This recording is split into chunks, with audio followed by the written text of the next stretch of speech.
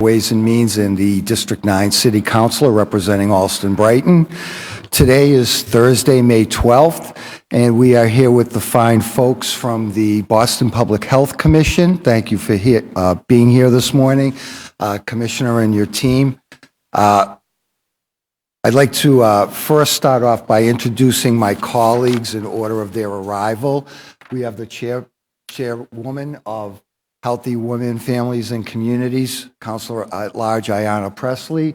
My colleagues to my far left, Councilor Sal Martina, Councilor Tim McCarthy, Councilor Matt O'Malley, and Councilor Tito Jackson. And to my immediate right is Councilor Anissa Asabi George.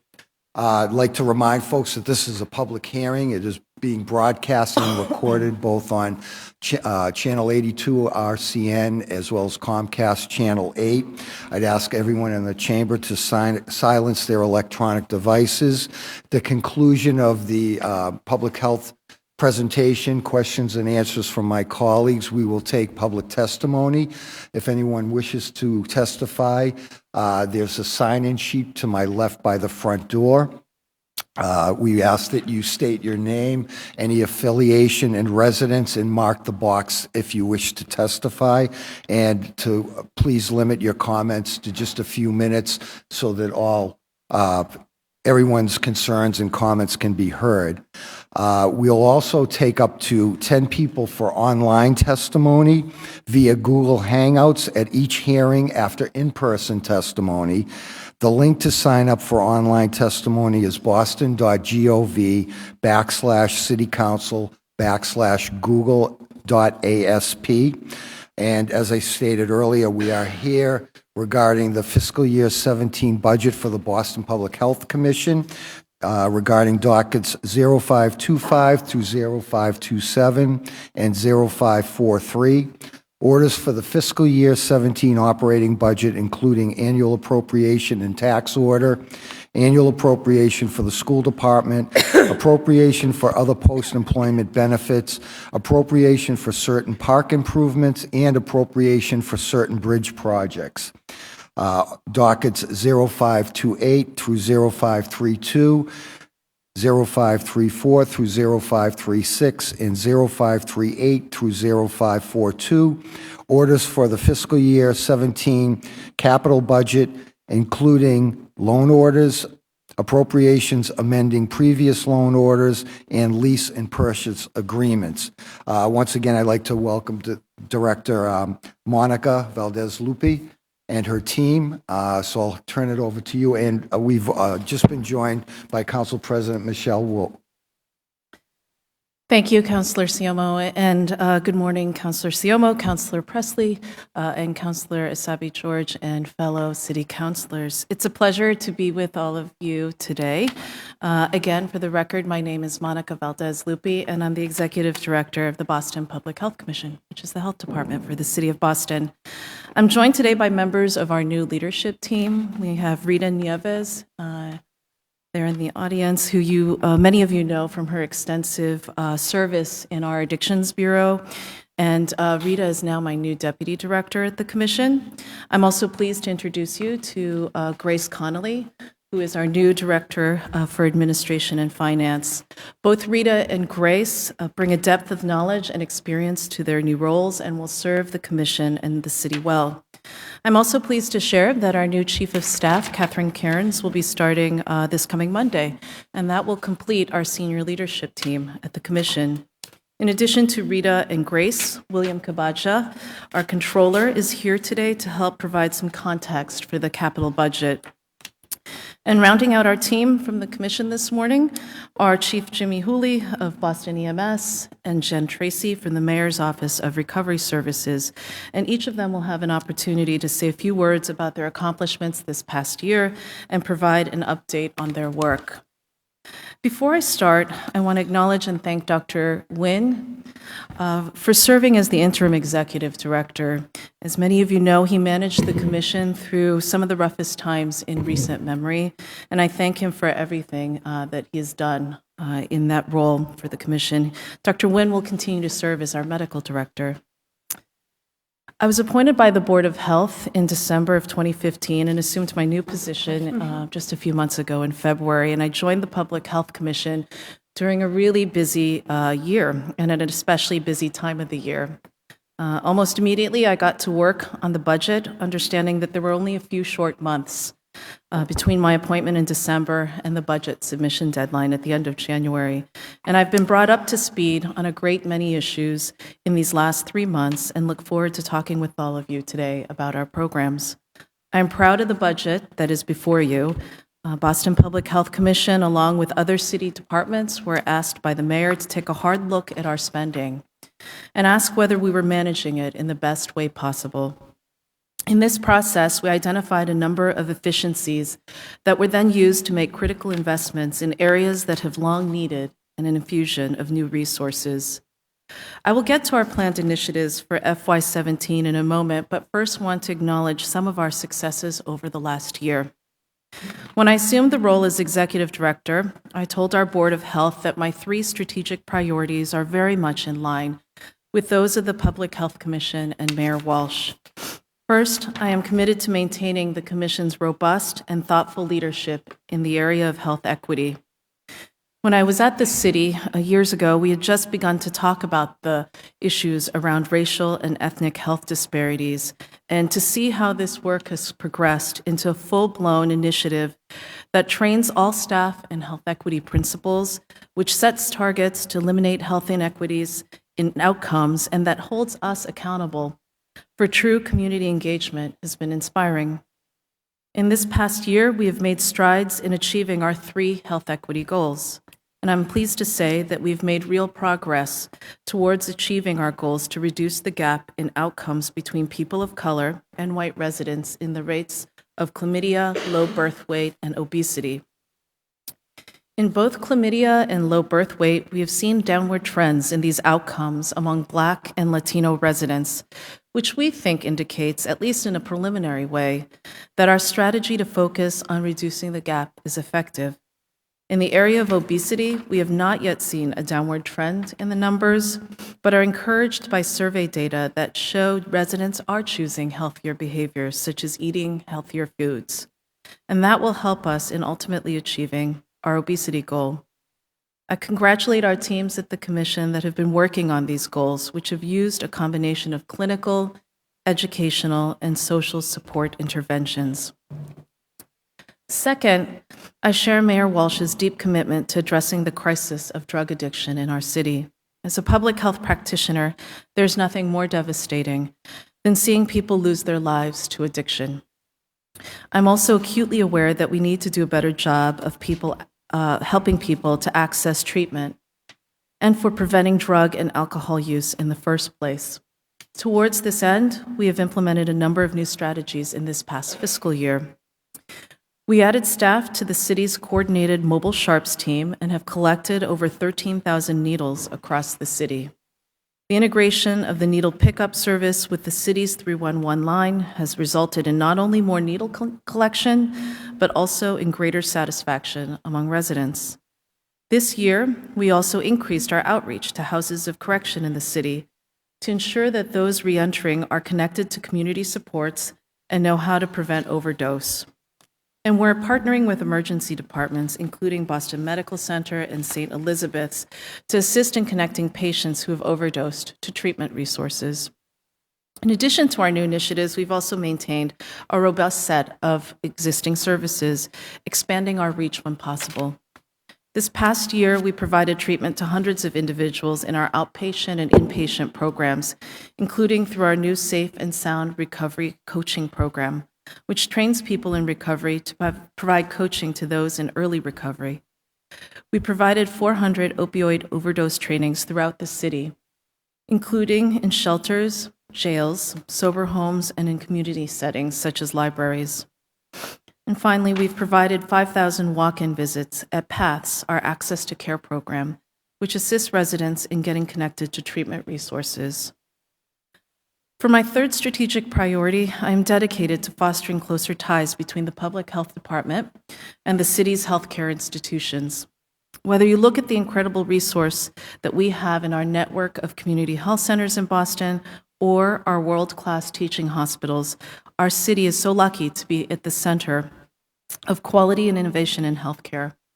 My goal is to work more closely with our healthcare institutions to achieve mutually beneficial outcomes for our residents and for the healthcare system as a whole. I assumed my role at the Public Health Commission at an exciting time, and in this past year, we've continued to move forward with initiatives that fulfill our mission to protect and promote the health of all Boston residents, especially those who are most vulnerable. We've invested in improvements at both of our homeless shelters, which are located at 112 Southampton Street and Woods Mullen, to try to make our shelter spaces as safe and comfortable as possible for the 700 homeless individuals we shelter every night. At 112 Southampton Street, we completed Phase 3 of the shelter construction project, which includes a refurbished dining area, an expanded medical clinic, and a redesigned entrance to make the shelter safer. At Woods Mullen, we've refurbished the 3rd floor, made repairs to the bathrooms, and just purchased new furniture for all 3 floors of the shelter.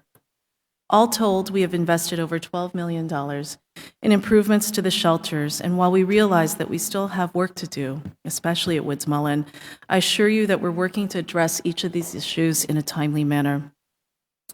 In addition to replacing all the shelter beds that were on Long Island, I'm pleased to say that we've also made strides in replacing all of the treatment beds that we lost temporarily when the bridge closed in October of 2014.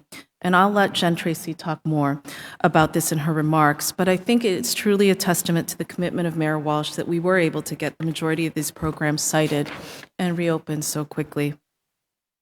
In the past year, we have redoubled our efforts to protect youth, and especially youth of color, from tobacco use. In September 2015, we stood with Mayor Walsh and Chief Arroyo as Boston became only the 2nd city in the nation to move forward with a smokeless tobacco ban in all parks, including Fenway Park. And in December 2015, the Boston Board of Health voted to approve amendments to our tobacco regulations that increase the sales age to 21 and prohibit the sale of flavored tobacco in most retail outlets. Together, these regulations speak to the city's commitment to preventing tobacco addiction among youth, which remains the leading cause of disease and premature death in this country. I realize that many of you have been approached by convenience store owners about this change in the rules and appreciate your support in protecting our young people from these products that come in flavors like bubblegum, cotton candy, and grape that are intentionally designed to hook a new generation on the deadly disease of tobacco addiction. This work will become easier for the city and for the Commission in light of the FDA's decision last week to regulate electronic cigarettes and other tobacco products.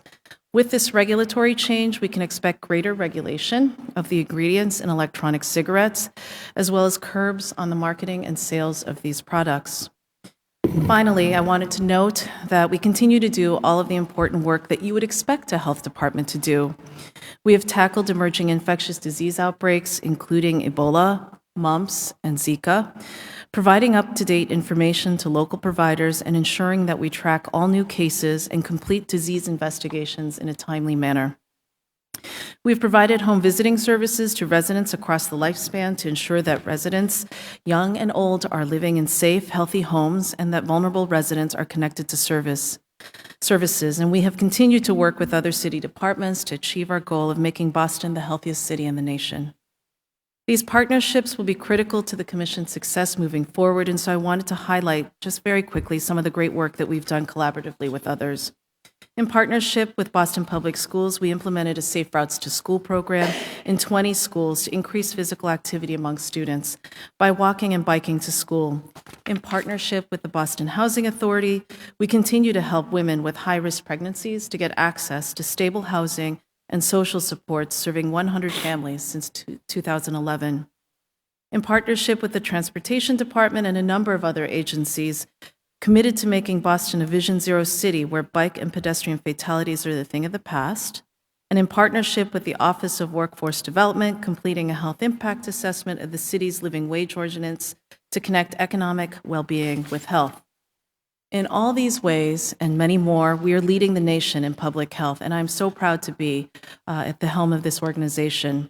Our new initiatives for FY17 aim to keep us at the cutting edge of public health in the country. Before I go into those, I want to acknowledge that this type of new investment cannot happen without a little bit of belt tightening on our part. As I said before, this budget was an exercise in looking for efficiencies and taking steps to use our resources differently. We accomplished these savings through a number of shifts in funding. Like our colleagues in fire and police, we cut back on overtime costs in the department for a savings of almost $500,000. We examined a long list of long vacant positions across the agency and eliminated some of them to achieve salary savings.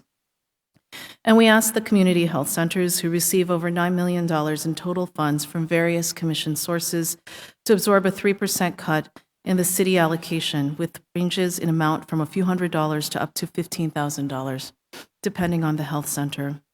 As executive director, I do not take any cuts to our budgets lightly, and I believe that all of the work we and our partners do is essential. But I also understand that in order to make bold new investments, that we need to be thoughtful about our current spending and make sure that it is aligned in the most effective way possible with our priorities. I'm pleased that Mayor Walsh elected to provide such robust support to the Commission for our new FY17 initiatives. First, we'll be investing in 20 new uniform staff for the Boston EMS department and 10 new ambulances, and I'll let Chief Hooley describe the need for this investment and the value it will bring to the city. However, I want to say that it was a top priority for Mayor Walsh and for me to improve response times by investing in EMS personnel and vehicles. Between the new FTEs and new ambulances, this amounts to a $1.2 million investment in bringing Boston EMS in line with its current demand. Second, we will be committing new resources to help individuals seeking treatment to access the care that they need through 311.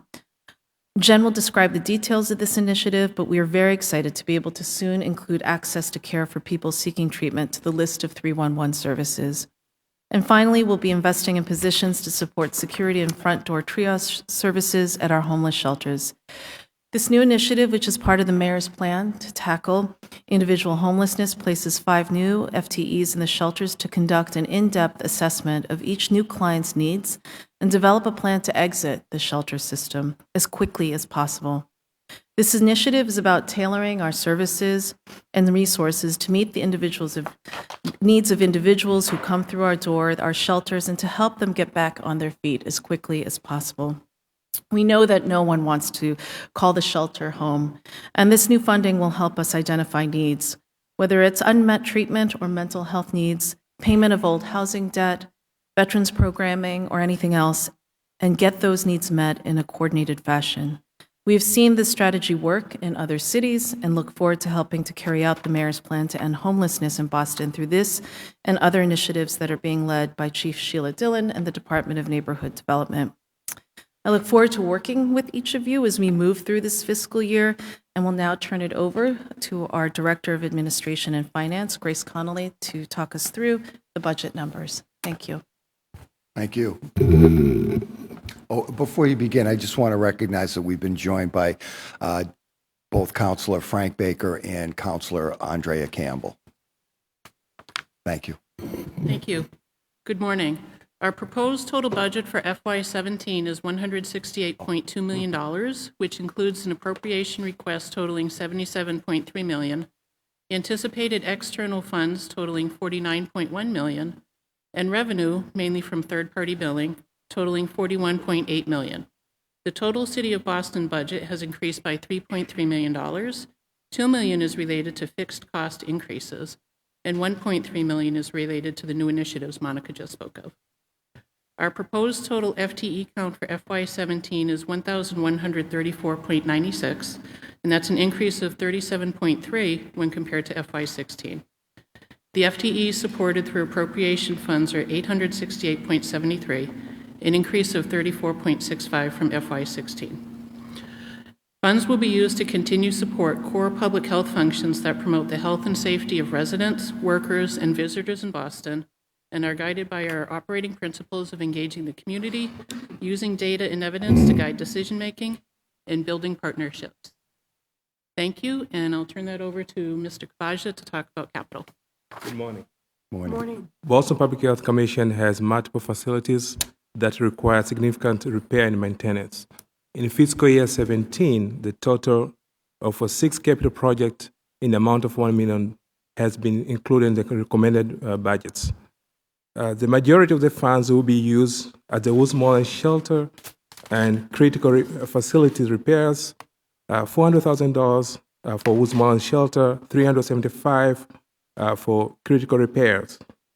The other projects are South End Visitor Center pool, $100,000, Innovation District for EMS station study, $90,000, EMS Training Academy study, $30,000, and finalizing Finland building heating and cooling for $20,000.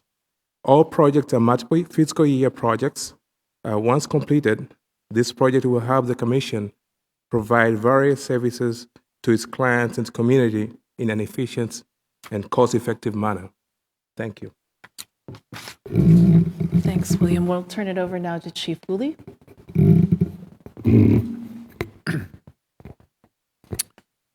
Thank you, Monica. Good morning. Good morning. Good morning. President Wu, Chairman Siomo, and rest of the members of the council. I want to thank you, and I appreciate the opportunity to say a few words about Boston EMS. It's been my honor to serve at Boston EMS for what'll be 38 years in June. I can't believe it. Wow. And I've seen this department grow in many respects. Just about every aspect of patient care has seen advances. And although we continue to be dedicated to a basic principle of treating everyone with respect, compassion, regardless of their circumstance. We are now a much larger organization, although the number of personnel has not necessarily mirrored the rise in demand for emergency medical services. From calendar year 2010 through 2015, we had an increase of 13,314 clinical incidents, which was an increase of more than 12%, and a reduction of uniformed FTEs from 358 to 350, or 2%. And although we are currently budgeted at 351 FTEs for fiscal year 2016, our data was showing the need for both added personnel and to increase our deployment of frontline ambulances. During an average 24-hour day, Boston EMS handles 330 calls of varying priority, which results in an average of 230 transports. And actually this morning, I looked at yesterday's numbers because we're able to pull that up. Yesterday, even though it was a nice day, no storms, no big public events, we had 406 incidents that we processed through dispatch and dispatch 2. And we had 258 transports. So yesterday was busier than average. All the while, we need to be prepared to respond on a moment's notice to a mass casualty event, as we've already witnessed here in Boston and around the world. When the demand for EMS services outpaces available resources, we see response times begin to rise.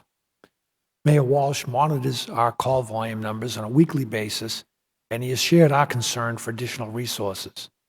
The members of this council have likewise always been attentive to and shown support for Boston EMS operations, and demonstrated your commitment to the members of our department.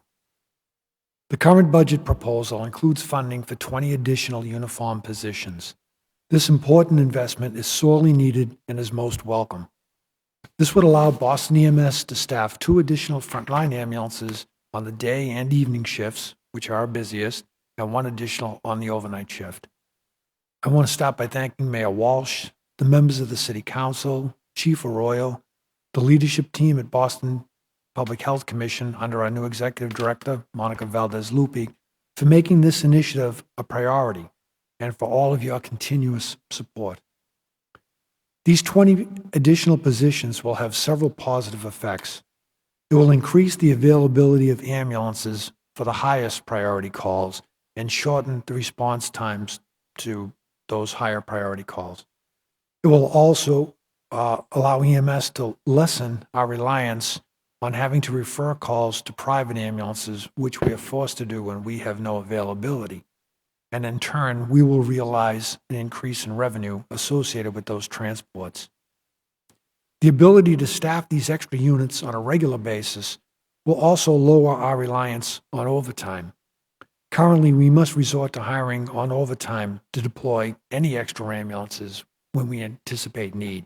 Again, storms, heat, whatever, we have no reserve capacity. We have to resort to overtime.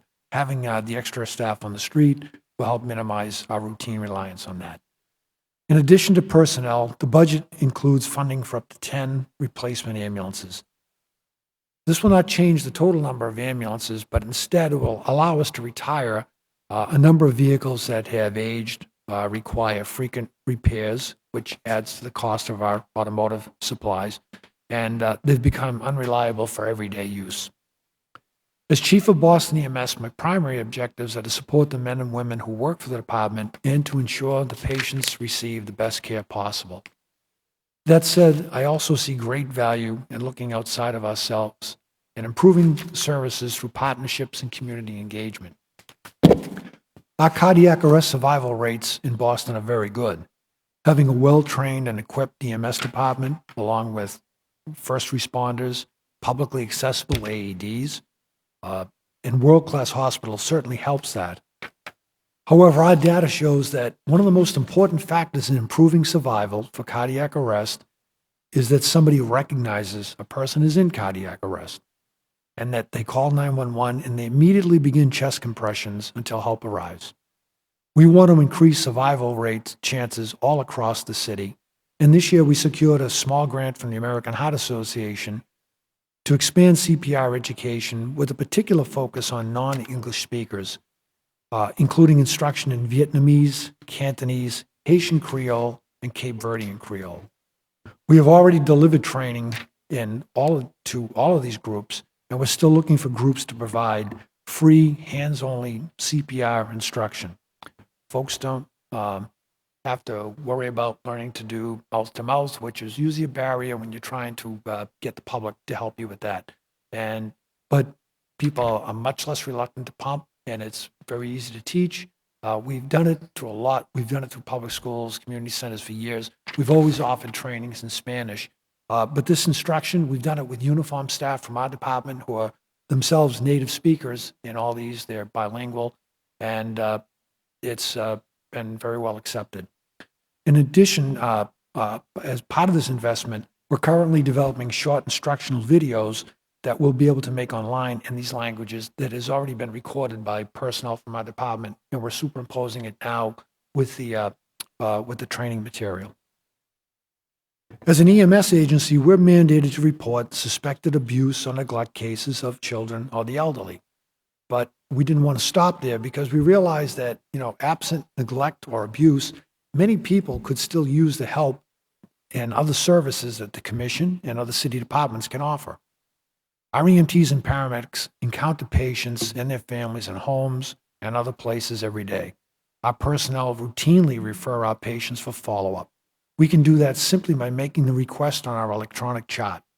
Injury prevention programs, the city's elderly commission, the disabilities commission, inspectional services, all have programs and services that can help residents that we help link people to. We've had a long working relationship with the elderly commission in particular. This year, as part of Mayor Walsh's initiative on Alzheimer awareness, all of our members underwent training to enhance our ability to manage and care for Alzheimer patients and their loved ones when we are called. In an effort to improve roadway safety, we have been an active participant in the city's Vision Zero task force and have been working extensively with Boston Transportation Department, DO-IT, and the BPD to use data to inform roadway improvements. The crash map on the Vision Zero website is mostly representative of Boston EMS incidents, expanding not only city planning efforts, but also community awareness. We continue to work closely with the Office of Recovery and Addiction Services to share information on narcotic-related illness, Narcan administration, and other data.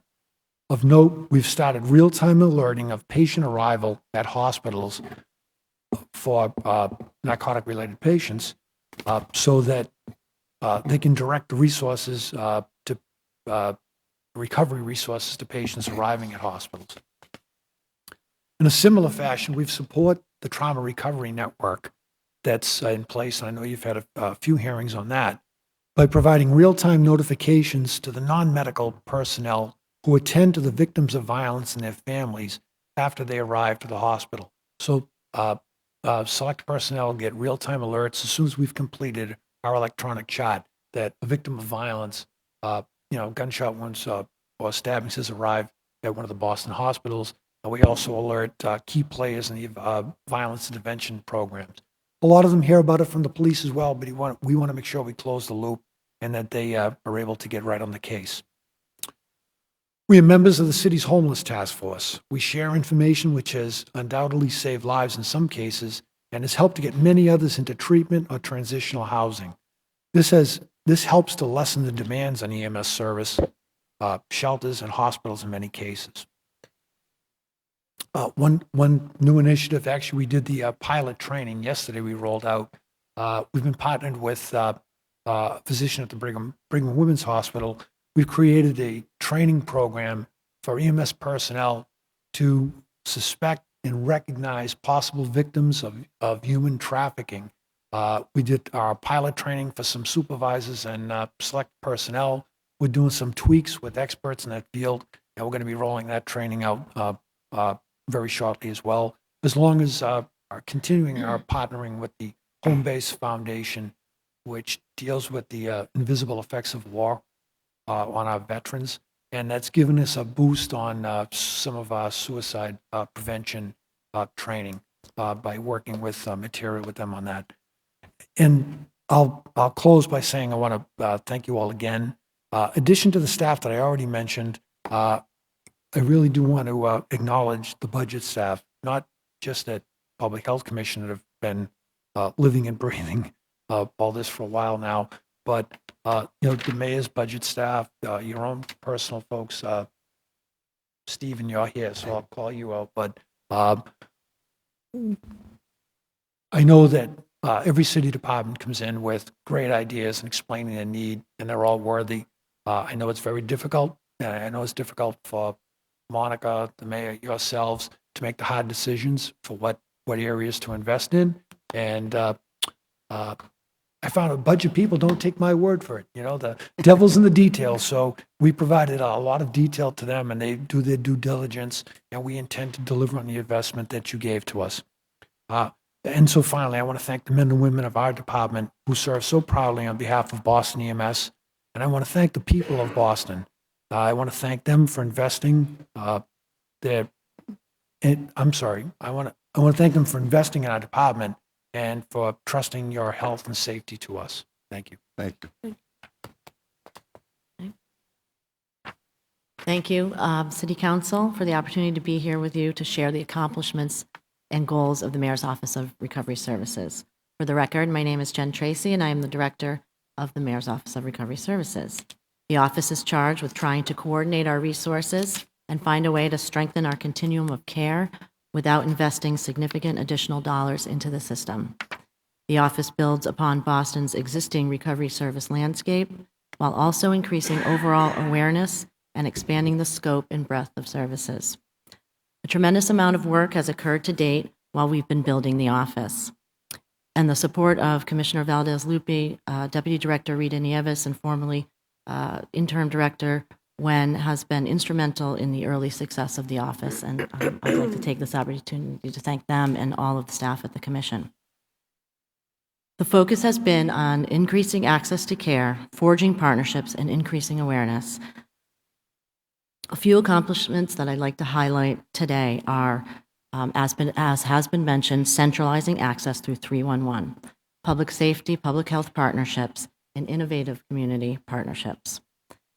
As you've heard from both Chief Hooley and Executive Director Valdez-Lupi, one of the big initiatives that has taken a lot of work to get started and with new funding in FY17 will be launched is the City of Boston's creation of one centralized point for questions and referrals for individuals and families seeking treatment and recovery information and referral.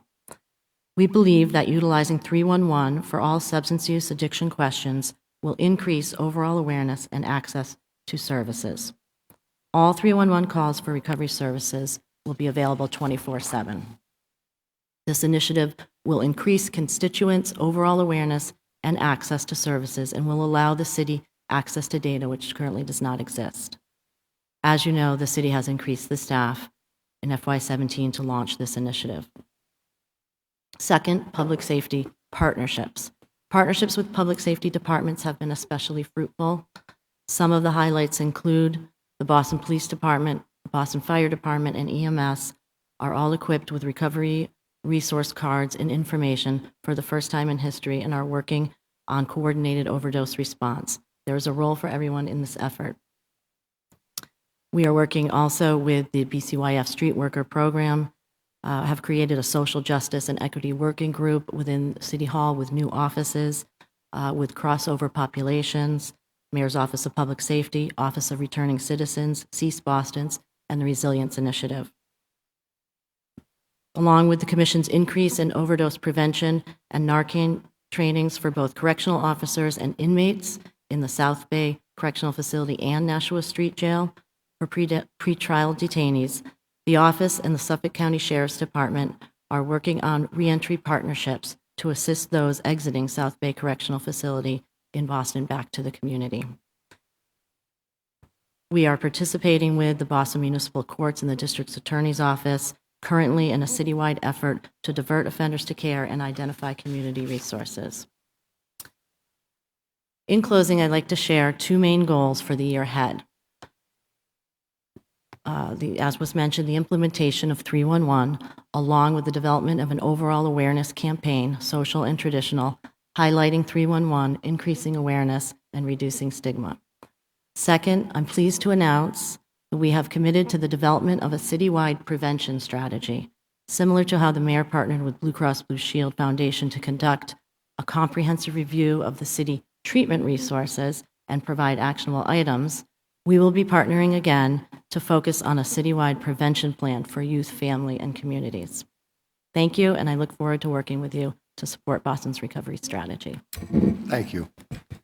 Let me recognize that we've since been joined by City Councilor at Large Michael Flaherty, District City Councilor Josh Zakem, as well as District City Councilor Bill Linehan. Thank you for that very comprehensive presentation. Let me first start off by saying thank you to the mayor, the administration, and Director Valdez Lupi for the increase for EMS and my colleagues. I think we've all advocated for increasing the service that EMS provides based on the fact that response times were going up, as well as the call volume, as well as our population, which, you know, impacts many other city services. So I appreciate that investment and want to applaud you on that. So when do you think all of these investments will be in place for fiscal year 17? Obviously, you got to train them. How do you where are you purchasing the ambulances? Where are they in the budget too? I don't see it. It's not a capital investment, so I'm just wondering. I don't see it anywhere in the budget. And are you purchasing all 10 ambulances in 1 year, or is that going to be spread out? So maybe we can start, Counselor, if it's okay, with Chief talking through the planning for implementing the FY17 investments, and then maybe William and Grace can help us with the question about where it sits within the budget. Great. Okay. Thank you. Okay. Thank you, Council. Thank you, Monica.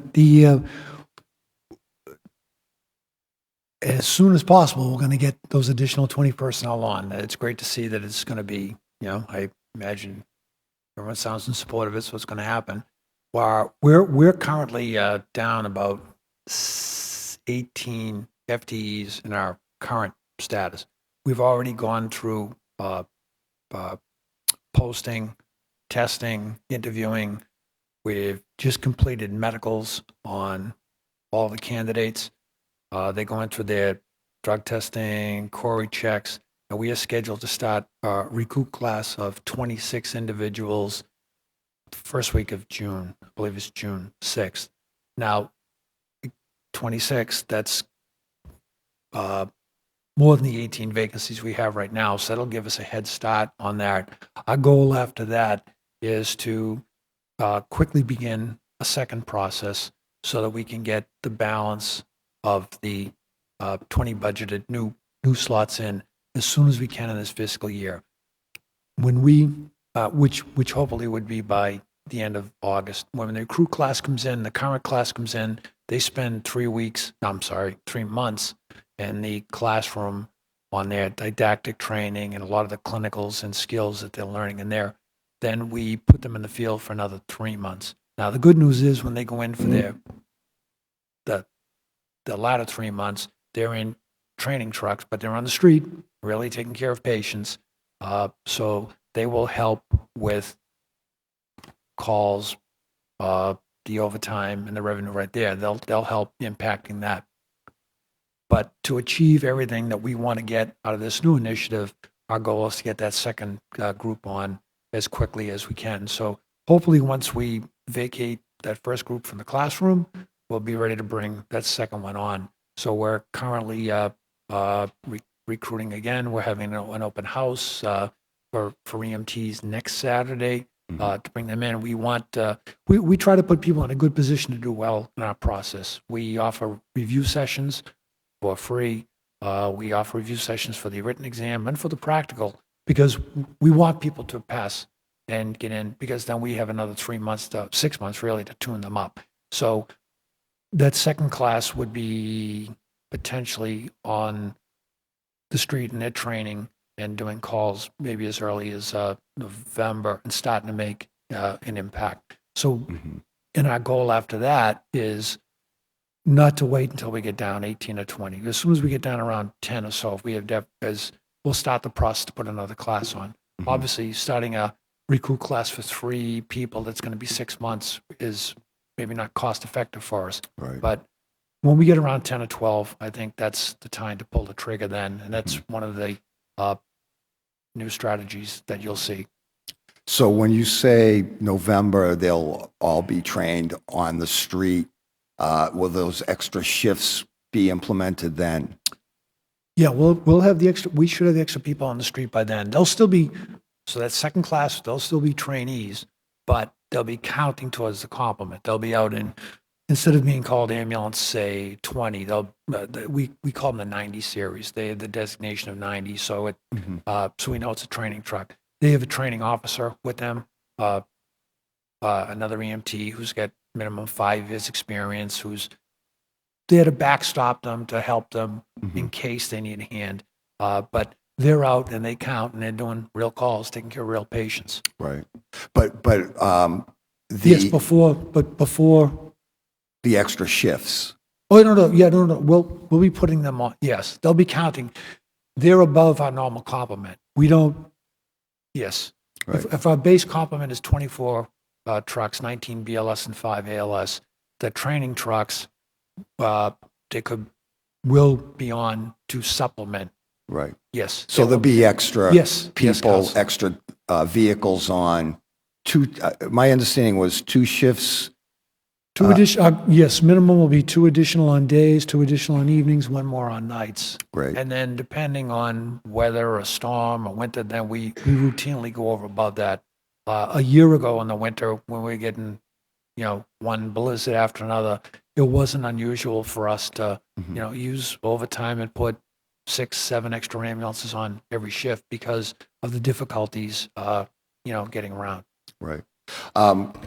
Because we have such a full complement of my colleagues here, I'm going to wait for the next round to follow up, but I want to thank all the first responders, especially, we're talking life and death where seconds can mean a huge difference. And, I think it's our obligation to make sure that those services are provided to every corner of our city. And I appreciate the impact that this is going to have. And Jim, I ask this probably every budget hearing. Could you get me response times by neighborhood when you have a chance? Appreciate Absolutely. it. Thanks. Councilor Presley. Thank you, Mr. Chairman. Thank you, Director, Chief, all of you for being here and what you do. every day. I want to just get right into Director Batti's-Lupi. You had highlighted the incredible resource that our community health centers provide, and it also indicated some tough choices that were being made this budget cycle. And I just wanted to make sure that I had read this correctly, and I had also received some constituent inquiries in this regard. So recognizing the critical resource that they provide, I'm just curious as to why we would be cutting them by 3%. Is that correct? There's a proposed $112,000 cut to our community health centers, and I just wanted to better understand the rationale for those cuts.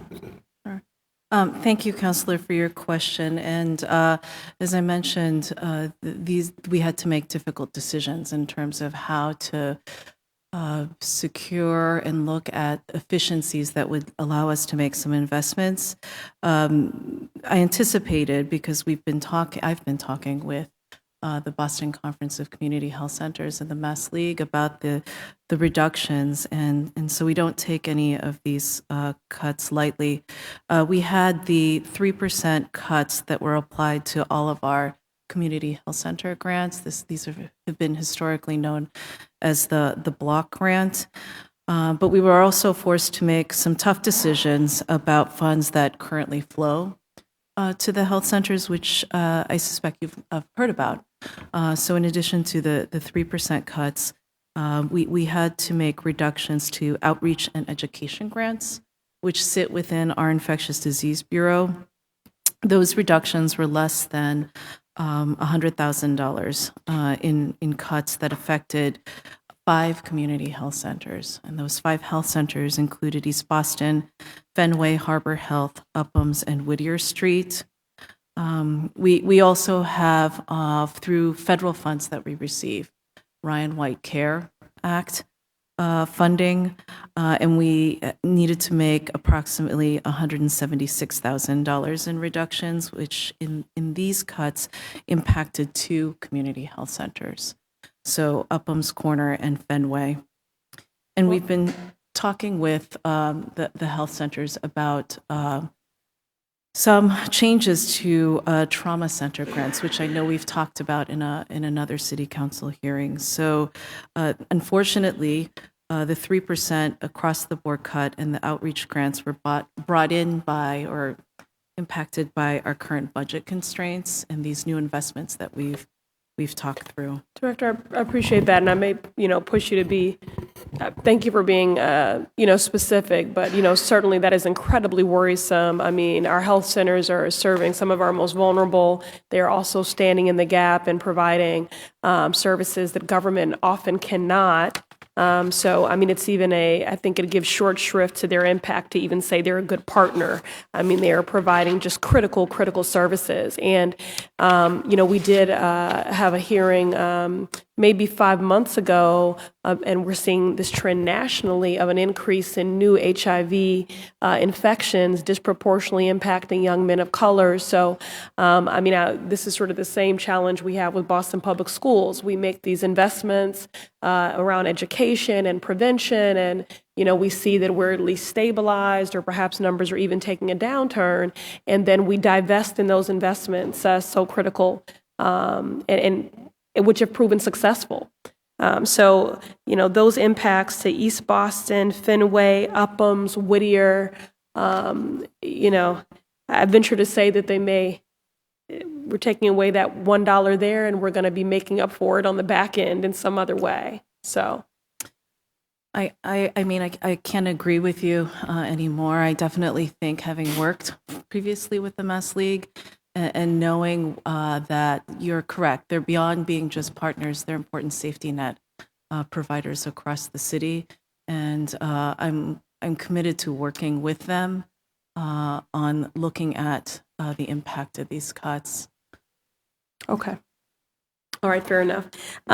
So yes, you referenced that you participated in one of the 7 hearings that my committee has held on trauma, each with a different focus. The last one was specifically on trauma recovery centers, and I think it's fair to say that there was an acknowledgement in that hearing that the $700,000 that was being dedicated to community health centers for the purposes of trauma recovery, was not realizing effectively its original intent, and that there would be a commitment to recalibrate. And I wanted to just make sure we are in agreement that, according to the original intent, that we have not been successful.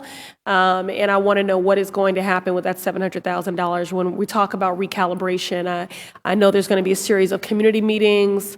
I'm not sure if I'd heard maybe perhaps you're putting out an RFP. I just want to understand specifically what's happening with that $700,000 into the trauma recovery effort. Thank you again for that follow-up question, and thank you for hosting that hearing. I think that was actually one of the first hearing Yes, it was. that I Yeah. attended, and I appreciate that, and I'm grateful for that because since that hearing that you held several weeks ago, it actually has opened up a conversation and an opportunity to work with a broad range of stakeholders as we begin to think about how we reconfigure our trauma response activities. I can say to you that we have not yet finalized our plans for moving forward. You've mentioned the listening sessions, and I would look to you, Counselor, and your colleagues to helping us We'll promote them to those engage listening community, sessions because absolutely. we are really through those listening sessions wanting to engage stakeholders in the redesign process. So that when we do relaunch this effort, that we can be more assured that it does more appropriately and effectively address the needs that have yet to be identified, that have been identified by the community with us. We haven't yet announced a formal process, but I can tell you a few things about some of the steps that we have taken to move this forward. We're working right now on potentially a posting for an RFP for mobile trauma response services. We are working now with Chief Arroyo, with Denny Mulhern, with Commissioner Morales, and others in the administration to host these listening sessions that you've mentioned.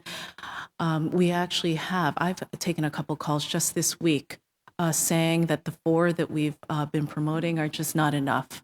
And I've heard from constituents in Dorchester requesting that we consider hosting a few more in Dorchester and allowing it to be a community-hosted, community-driven process.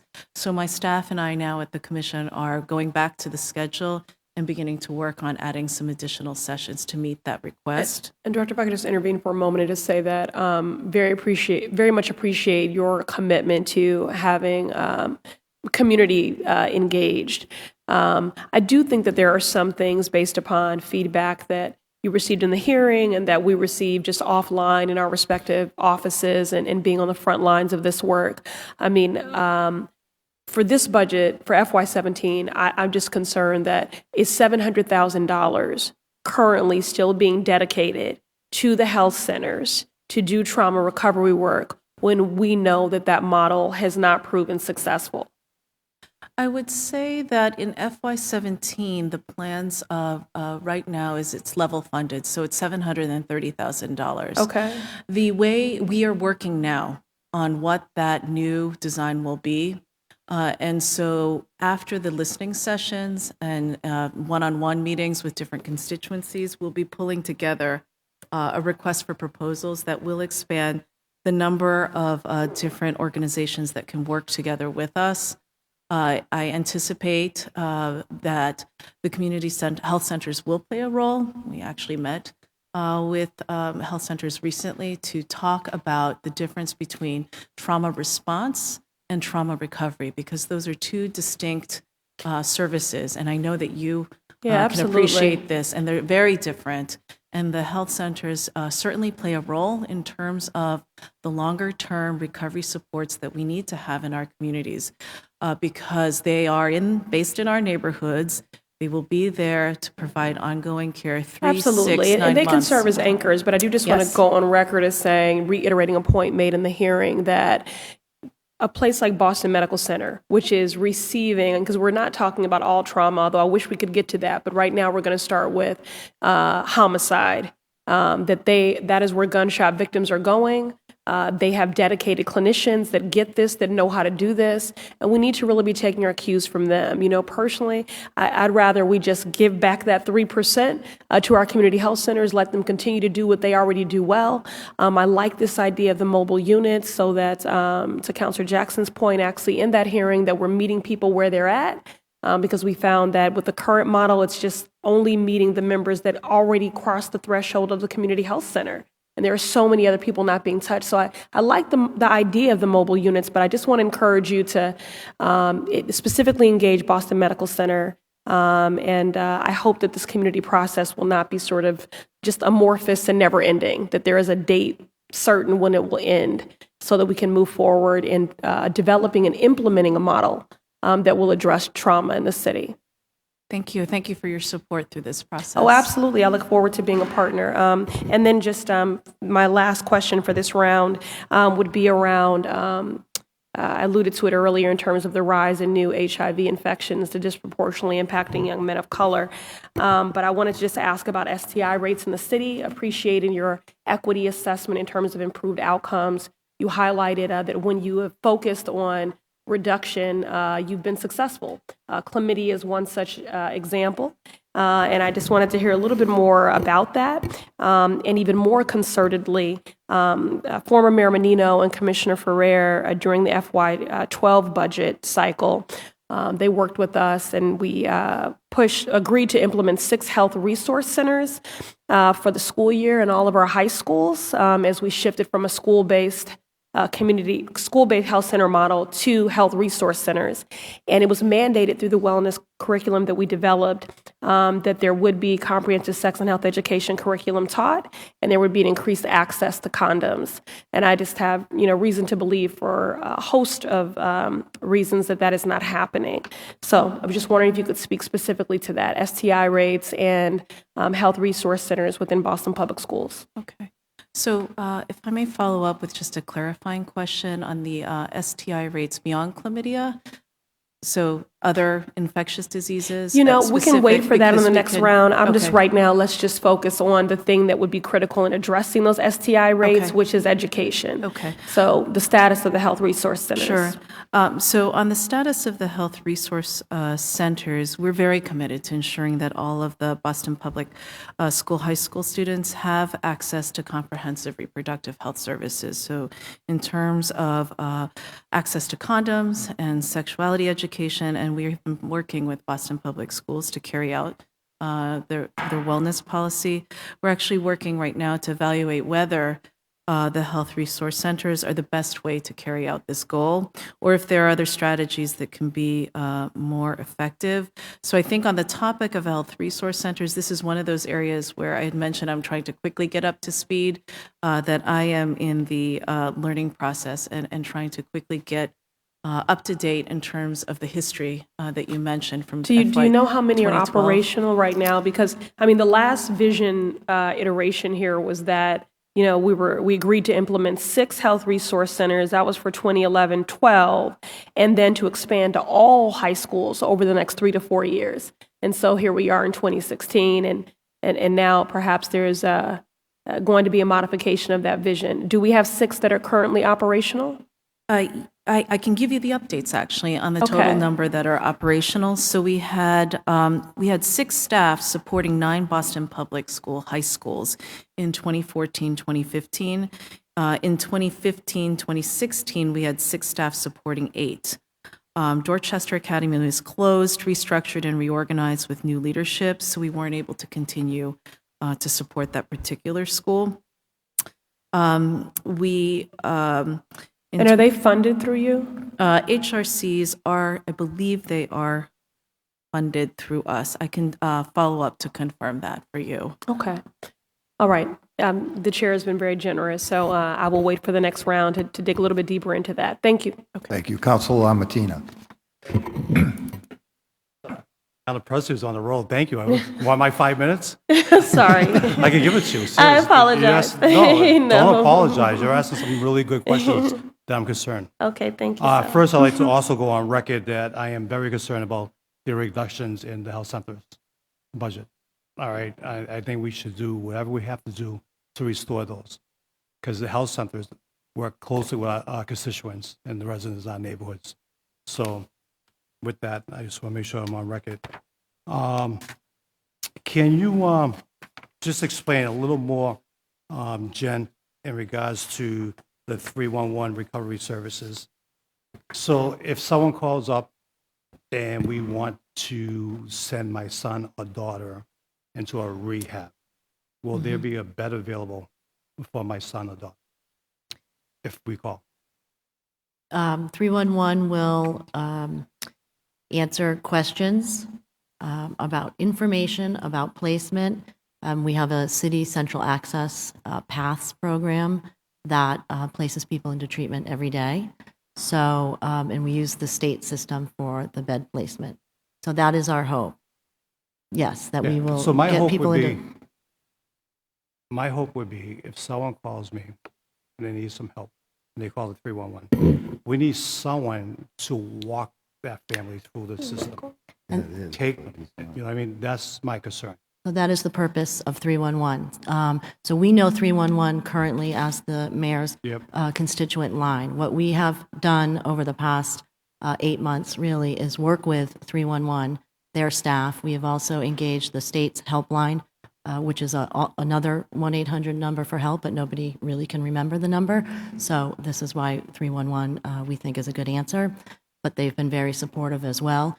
And the staff at the Boston Public Health Commission, which do provide this service currently, every day, we have a walk-in service that helps people access care. And accessing care is challenging, particularly for people in crisis and families in crisis. And that's sort of what we do every day. Again, that's an 1-800 number as well that is not really known out there.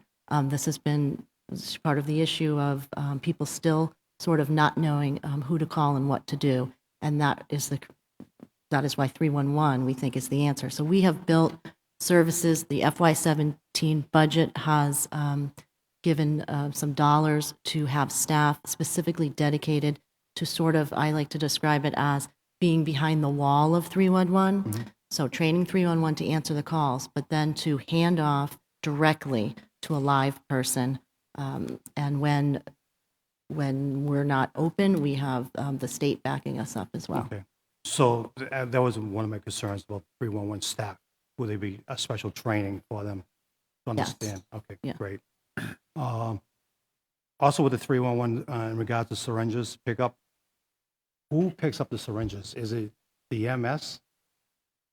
Is there a special staff that picks up the syringes? Not. Do you want me to answer? Sure, we have a mobile sharps unit, and Jen, if you want to talk about Oh, you it, you do? can. I'm prepared to talk about it too. So we have the Addictions Recovery Services Bureau has 2 full-time staff that are funded that canvass the city every day, including an increase this year that includes weekend coverage. And they have hotspots all across the city that they hit, and then they also respond to 311 calls on a daily basis. Okay. Another concern I have is, as you know, I love that there's no smoking in the parks, particularly for myself, I have asthma, and if I'm sitting in the park, the smell of smoke just gets to me, particularly this time of the year. Can you talk about the enforcement? Because I walk through the Boston Common every other day and people smoking. Who's enforcing that? And has there been any tickets? So this is a question regarding the enforcement of smoking ordinance. of non-smoking laws. I actually will have to follow up to confirm if the enforcement of that is through the Public Health Commission or another agency. I actually am not clear and would rather provide you with the right answer. And just a couple of questions in regards to the homeless services that we provide. So 112 Southampton Street, which I used to work at that building one time in my life. The 400 beds are in there today. Yes, we have beds at 112, that's the men's shelter, and then we have beds as well at Woods Mullen, which is the women's shelter. And how many beds are at 112? 400? I Is think it was 400 right now presently? 400.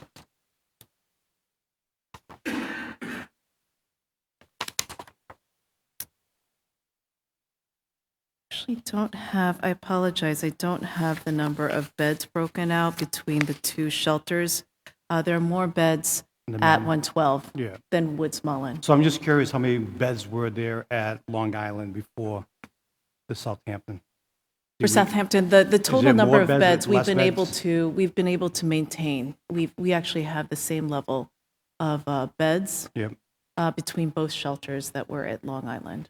And then I also said under your accomplishments that you placed 160 individuals in permanent supportive housing. Can you tell me where that is, the 160 permanent supportive housing?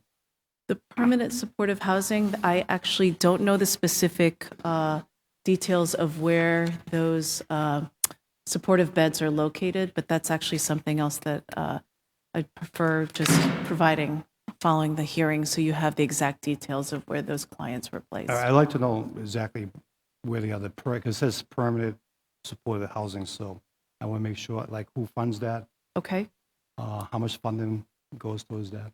okay, so location and Yes. then the funding to support those beds that Yeah. have been identified, the housing. Yeah, please. And then actually, another concern I have is the Long Island facility. Do we have any plans, long-term plans for that? So thank you for that question. We get that question Yes. a lot in terms of the long-term planning for Long Island. As I mentioned, we're happy that we were able to relocate all of the services that were run on Long Island, and we are having internal discussions now about long-term plans for the island, and we'll be working with the mayor and with all of you in terms of that. I know that there had been discussions previously ongoing with parks, but this is a topic that we're trying to get up to speed on. So we will keep you informed and included in that long-term planning. Thank you. Thank you. Councilor McCarthy. Thank you very much, Mr. Chair, and welcome. Your first time around. Thank you. It's always first one's always the toughest. Don't worry about it.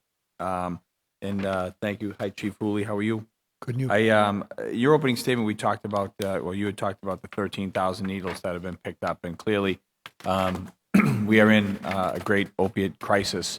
I do want to make sure I mention Berto Sanchez, who's been out to our libraries in District 5 doing some Narcan training. Phenomenal, very energetic guy, does a wonderful job. The problem there is when we had the first Narcan training in the library, the first thing that was said to me was from the librarian saying, you know, we have issues in our own bathroom, yet we're not trained. How do we expand that type of training to the libraries and all of our public buildings, including, sadly enough, our community centers, which are now finding needles in the bathrooms and the bathroom stalls? Thank you for that question. And as I've been getting ramped up and onboarded at the commission, Berto's name comes up consistently as someone who's done an outstanding job in terms of training and education in different locations. So on the issue of Narcan and the question about activities underway to expand training, I'll actually defer to Jen if that's okay, because she has been helping to coordinate this work for us and with other city agencies. So Berto and staff have been making their way. There's a concerted effort with the libraries across the city, so they have been making their way around. They will come and train staff. They have done some trainings with staff at libraries, so if they haven't been to yours yet, we'll make sure that they get there. Yeah, no, they got to my libraries. I would suggest that the classes get expanded to all Boston public municipal buildings, especially even our community centers. Again, you know, young teens, whoever, it's public building. People are coming and going, and if somebody goes down, it would be a shame if we have the technology and the wherewithal to bring those people back and give them another chance, not to have that opportunity inside a community center. So just a thought. Last year, before most of the panel time, we had a conversation about prevention, and I know that you had mentioned prevention in your opening statement regarding citywide prevention study, the youth and family and students. Students is what triggered the conversation. And during the October hearing of last year, I had Boston Public Schools was also here, and we talked to Boston Public Schools as well as the Health Commission about what they're doing for preventive and educational learning for the kids who are in school now. And I think it's an uncomfortable subject for teachers who don't have a curriculum to teach. I think it's important that if we get to them before they get involved. And I met with, I've been meeting with students and teachers in particular this morning, and one of the teachers said, well, this is one of the things we're working with now. And of course, it's a picture of Heathcliff Huxtable from 1995, Dr. Heathcliff Huxtable from 1995. And I bring this jokingly, but really not jokingly. It opens up talking about secondhand smoke.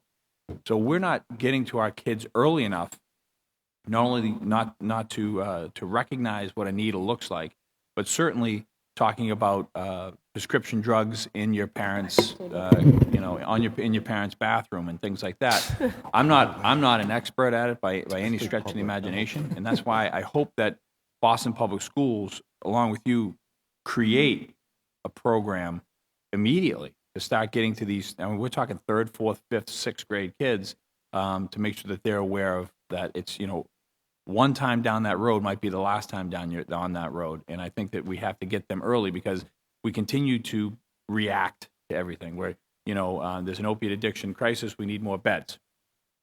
That's true, but there's another generation going to go right down that path if we don't cut that path off.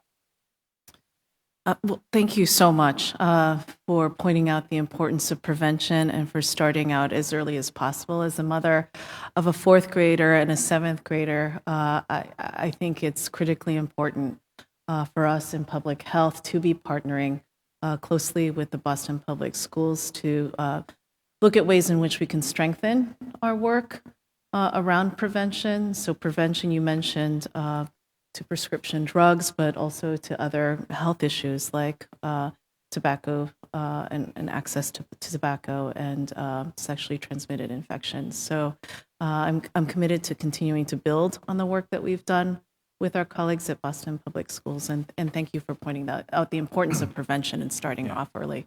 Well, thank you. I think I'll probably have a hearing at some point so we can get into a working session to make sure that the follow-through happens. Boston Community Health Centers, I know that Councilor Presley touched on it briefly. 3% cut is troubling. I know there's a lot of cuts going on. I think more troubling for me is the trend. 2008, they had $5.1 million. Now today they have $3.8 million. How do we stop that bleeding? Thank you, and I am truly sorry that the cuts are coming at once at the community health centers.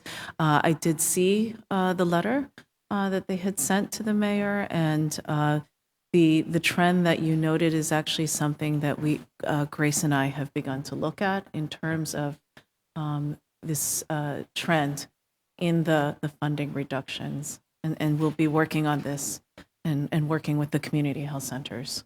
Thank you. And my last point would be to EMS, to my friend Chief Hooley. We have 10 ambulances coming, which is fantastic. Where are they going to be housed? Because I know that A18 shares a yard with Public Works, which is where I used to work. Yeah. And I know that some are kind of floating around, and I feel that the professionals that work in EMS deserve top-notch buildings like the police and the fire. And I've always said you are the most underrated department in the city, I believe. So how are we addressing that? Can you talk a little bit about EMS headquarters, how that build out is going? Kind of get into the structural part, if you could. Sure, thank you. Well, as I said, the vehicles when they come in, we'll be retiring some of the other ones off the bottom. But to your point, putting the 2 additional ambulances on the street, we deploy a lot by moving trucks around. We're so busy that even sometimes an ambulance that is fortunate to have a garage or a station, because we get in on another side of the city, we move trucks out there.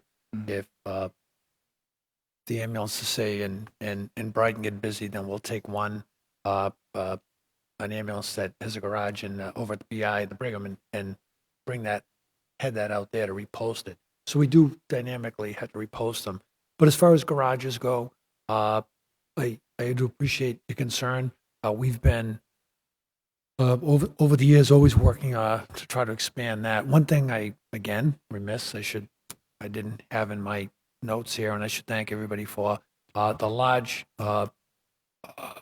garage and storage facility at the Mattapan campus that was funded through capital and approved by this body, opened this past winter, and it is a place where we can, safely store, climate control our equipment when it's not in service, and it'll prolong it, but also it affords a little bit of some comfort for the crews coming in and out.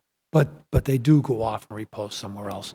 We're working on locating a station in the Seaport District, build a garage down there.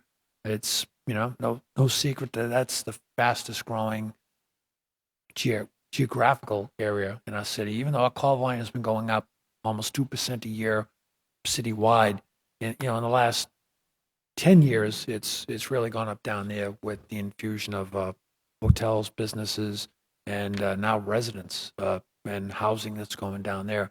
There is some money in the capital budget to review a design down there. We've been working closely with them to have a plan ready to go. So if they can find a site, either an existing city property down there, I know the mayor's supporting that, and or they're looking at linkage for other projects, which has been used for us before, like our station down on Purchase Street. That was part of a linkage program. So they're exploring a few options on that. We're looking at we're part of a program that city property construction is working on in East Eagle Square in East Boston, which would be a site similar to that combined DPW, BPD, and EMS compound that we have on Gibson Street in Dorchester. They're looking to replicate something of that magnitude over there. And, I'm happy to say after about 15 years of discussion, that actually looks like that has legs and it's moving along as well, too. So that would allow us to garage a second unit over in East Boston. I'm sure Councilor Matina will be happy to hear that. And again, we just keep working towards that. Okay. Well, my last comment would be regarding the Seaport. We've talked about this on this floor a number of times, and the next time somebody comes with a request for a permit for 40 stories, let's get the first story with some EMS down there and build yourself an ice station, and then you can, send your favorite people down there, because that'd be a great spot to stay. I can tell you that much. Thank you. Thank you. Councilor O'Malley. Thank you, Mr. Chairman. Director Valdez-Lupe, thank you for joining us and for your great work that you've already demonstrated in a short period of time. Thank you for your team who's here in the audience on the panel with you, and most importantly, those that are out working right now to make sure that we are as healthful a city as we can be. This is a Ways and Means hearing that I especially value. I know my colleagues do as well. The fact that everyone is here or has been here or will be here.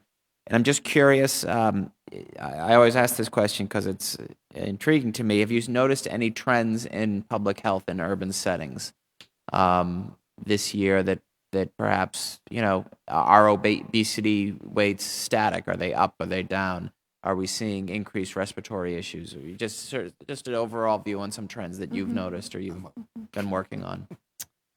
So I can share with you two things that I've noticed that we have been talking about internally and with Chief Arroyo and other colleagues in other departments, because I think it's relevant to some of the earlier discussion around the increasing incidence of suicides in our communities. And so this is one particular health condition that we're paying very close attention to.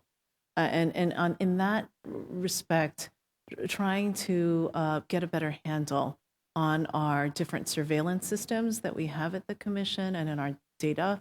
It's actually something Chief and I talk about routinely so that we can get to some detail and granularity on what's happening in the communities. So this is, I would say that this is one disturbing trend.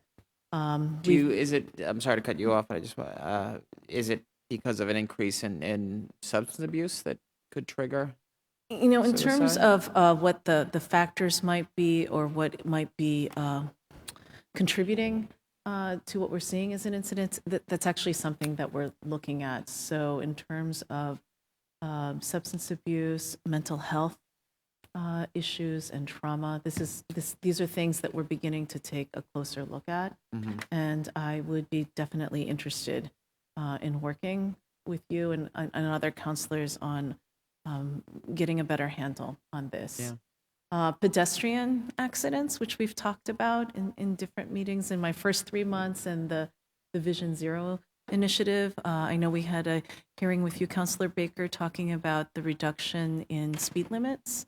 And so this is actually something that we also see as a trend in terms of the increasing number of injuries. Well, this upcoming Monday, Councillor Campbell and I are hosting a hearing on Vision Zero and traffic calming measures, a nice follow-up to Councillor Baker's work on that, so. Yes, and you'll be- congratulations. And we do have colleagues who will likely be attending Terrific. that follow-up hearing. So I've talked about suicide, pedestrian safety, and we're now in the process, I will tell you, of developing a plan where we're doing the analysis now. We'll be kicking off the analysis for the upcoming Health of Boston report. So this is a biennial report that we issue. This is actually a format that we used when we were at the State Department of Public Health, when I worked at the state. And so we're just beginning internal discussions now about the data and what a new Health of Boston might look like Good, well. next year. We hope you will continue the tradition and brief the council on that. That's something I know many of us look forward to. To that end, new concerns, you had mentioned in your opening remarks, the Zika virus is absolutely terrifying. And the fact that, we're all aware of it, and now we've seen some cases come to the United States. Can you talk about sort of pandemics and epidemics as we're prepared to address them? Thanks for that question. On the Zika virus and other new sort of emerging diseases, I am very confident in the staff at the Public Health Commission. Our Infectious Disease Bureau is led by Dr. Anita Berry. She's been there for many years, leading our work and our response and surveillance activities. On Zika, I would say that we are monitoring the situation, working closely with our colleagues at DPH.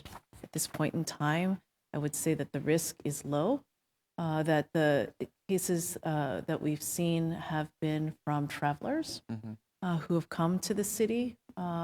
So this is something that we'll continue to monitor and work closely with the state. Great. And this would also include broader surveillance activities around pandemic. And with that, we do a lot of close work with the Infectious Disease Bureau, our Bureau of Public Health our Office of Public Health Preparedness, and then obviously with EMS and others. Terrific. Good. And I know you've been a partner with BPS. Councilor McCarthy brought up some very good points, which I agree with. But also, as we're dealing with these elevated levels of lead, I know you and your team have been working to address this and to fix this. It's something this council cares very, very strongly about. Do you provide information on vaccinations for Boston Public School students? Is that done by BPS? Is it a partnership with you guys? Specifically, the HPV vaccine. I was wondering if we get the information into parents' hands of the importance of it. Thank you. So on the question of the HPV vaccine, we actually do have a nationally recognized HPV video, a public service announcement that was was developed by some of the students that we have going to, I think it's our Boston Area Health Education Center. I was actually at the CDC just 3 weeks ago, and they highlighted that particular PSA as one that was a model for other cities and states to look at. I don't have the exact numbers in terms of number of hits that video might be getting on YouTube, but certainly that's one example where we're trying to push out information that's led by the students themselves. Very, very important, but more specifically, is there a pamphlet that every parent is mailed when they're registered in the BPS that sort of explains the importance? On that front, I would have to get Yeah. more information about, so the question is whether BPS or BPHC are distributing pamphlets on the HPV vaccine. In other Importance. things, as I understand it, when a student is registered for school, he or she has to have their MMR and certain other precautions. But I was just wondering if we do enough sharing information to make sure it's translated in other languages. But we can follow up offline with Okay. that. Chief Hooley, you do tremendous work. The men and women of Boston EMS, I think, have the most difficult job, and we value what they do. I'm due another ride-along. I did a ride-along a year or so ago, and we hit 460 calls, and I thought it was a week's worth of calls, and it was 24 hours. And I know how hard it is. I asked this question with fire earlier this week, haven't yet with Boston Police, but our men and women who are the first responders have the most taxing job. We've seen examples, unfortunately, of first responders who've taken their own life, no doubt exacerbated by depression and other mental health issues associated with their job. So I want to hear about the EAP programs for your team, and not only for substance abuse or alcohol abuse, admittedly important, but also just to make sure that, you know, what your men and women and you see every day can just really be jarring. So do we have enough supports in place for the men and women who save lives? Yeah, thank you. Thanks for your kind words, Counselor. And I want to make sure I'm not around the night that you ride, because I do recall that when you did, it was usually when we refer when I was in the ambulance, we used to refer to the curse of the observer. That was the night you didn't do anything, when you wanted to show everybody stuff. You broke the mold on that, so it might be safe to stay out of town the night you decide to ride again. And I didn't ride with him, but your son was out there making you and the city proud with his that's work right. as well. But yeah, as far as our peer support, we've had a long history of that office, you know, and I'm proud to say it truly was peer support. It was peer driven. It was created by several rank and file EMTs many years ago, funded initially through the union membership, and when it became much more when management when they became aware of the importance of it, you know, they embraced it as well and fund most of it now as well. We have a peer support team which has a lead who's conducts a lot of the trainings and the what do you call it, CISM, critical incident stress management, conduct debriefings on a required basis.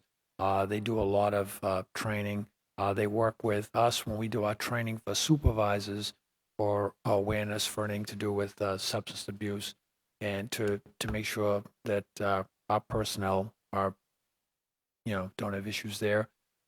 The peer support team that we have also, we contract with professional organizations that offer off-site places where we can refer members of the department, but also they've helped out with family members, because even if you know, we're not immune, we live here as well. Even if we're not personally affected, that doesn't mean that we don't have a family member that has some issues going along with substance abuse, whatever. And if that, or if they're dealing with some other off the job, whether it's financial things, marital problems, that can have an effect on your performance and work, your attendance, whatever. So they do offer a lot of confidential counseling around that and referral. We do have a clinician who's available on site every week in an area where appointments are made, folks come in and out. Nobody from management knows who's going down to see there. We do have the ability to, if the head of the peer support team has the ability to basically reassign personnel on a need basis. And if somebody needs something a bit more,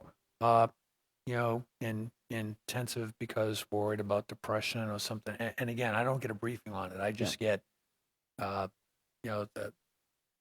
request, and we just, maybe, approve to move somebody on a schedule. And our goal is to get them the assistance that they need, whether it's a place out of state or if it's something local where they're coming in on a regular basis. And again, most of that goes on under the radar. We've also been able to at times utilize the city's EAP because on occasion, maybe somebody doesn't want to go to a peer support counselor who's somebody that they worked alongside with for 17 years and they're maybe too embarrassed to go in. Yeah. So the person who runs our program or who sees it currently, he's free to make recommendations offsite. And to that end, the Boston Police Department, the Boston Fire Department, their EAP programs, there's a bit of, they back each other up. We know that that they can draw on their Supports are there. resources. They may have an in to get somebody somewhere. Sure. We might have a contact who's under contract with us. We can help them. Good. So It's a good collaborative effort, and I know you Yeah, guys are it working. is I a good just want to collaborative make sure you know that we support any Thank you. additional resources you need. I will just close by saying, Jen, thank you. Welcome. It's so great to know that this mayor really understands recovery as the public health issue that it is, and know that you're going to continue to do some great work. And then finally, obviously, the community health centers serve such an important purpose. We are so lucky in Jamaica Plain, particularly to have a great partnership with Children's Hospital at Martha Elliott, right next to Bromley Heath. There was a terrific statistic, and I'm not getting it exactly right, but to paraphrase it, there was some elderly treatment available that was incredibly innovative. This is going back 10 years or so, and there were 3 health centers in the country that could offer this treatment. 3 in the country, 2 of which happen to be on Dorchester Ave at community health centers. So anything we can do to make sure the supports are there, because we all know the important role they serve. Thank you all. Thank you, Mr. Chairman, for letting me go over time. Councilor Jackson. Thank you very much, Mr. Chair, and a warm welcome to our new commissioner, and also to Chief Hooley. Really appreciate the work that you do. Last year, we were up over 20% in shootings in the city of Boston, but we were down in actual fatalities. And I think that is a definite one-to-one, or actually probably even more than one-to-one connection with the work that the men and women in your unit do. To follow up on Councilor O'Malley's kind of health and wellness for the people who are health and wellness for the rest of us. When someone dies, when someone commits suicide, your folks are there. And we know that when people coming from the theater of war, there's some step-down treatment, and they're able to kind of get help. One of the things that we heard from the fire department is they have the O2X program, which is a program that's taught by ex-Navy SEALs. And it actually is a comprehensive health and wellness program. I would like your organization to look at that. I think we need to take a proactive approach to wellness because of what they see. I can remember the Mattapan massacre and how I felt when I went to a funeral. I can imagine for first responders who actually were on site. And I just want to ensure that we are proactive about the people who do trauma, dealing with the fact that, and I've been taught that trauma is viral, that gets on them. And so I want to ensure that. But I just want to thank you for your work and the men and women in your unit. I guess the couple areas that I wanted to cover for the commissioner is this health center, the health center trauma grants. So I don't know if I was all sold on the move there, but I think the difficult piece is that when we bring dollars to a health center or any organization and we don't give them any time frame, they hire people, right? And then we now are saying we're going to take those dollars away, and those individuals have full-time employees who've been doing this work, figuring it out. And so when I think of the amount of work, the several 100,000 people that actually go through health centers on a regular basis, and not having for us to say, hey, go out and do this, and then to give them no indication that it was for a specific period of time. They could have gone forward and raised external funds to kind of get there. I am disappointed that they've been that money has been pulled back in that way. So I just want to really communicate that disappointment to you, and really look ask that you guys dig deep to kind of think about what you're doing there. These are for many folks. They're teaching hospitals or where all this. There's a lot of stuff downtown, but we know that this is a cheaper, more efficient, and oftentimes more approachable way for people to kind of connect. So I just wanted to hear if there's any thought of how those dollars could be shifted, restored, because this kind of turn, and we deal with this in BPS. Someone gives you money, and then the funder then turns on a dime, but it does make a huge impact on their budgets. Thank you very much for your observations about the work that the health centers are doing, and the impact of the reductions and the decreases have to the workforce that they work very hard to bring in. Many of them reflect the communities that they serve. And so this issue about the impact on staff and potential staff reductions is actually something that we're taking a close look at as we develop this new initiative, and definitely committed to working with the health centers on the potential impacts on staffing, and I'm sensitive to that. And they have raised this as a serious concern in terms of continuing to be able to operate their trauma responses, and in a time when there's a lot of need going into the summer. So this is actually something that Grace and the staff and I are looking at. The other component here is that, at least in my district, and I know some surrounding districts, we've seen an increase in suicides, in particular among men of color. And so as homicides have actually gone down, and I actually look at them as a continuum relative to people being unwell. And so I think some of that is, to me, again, that proactive approach there.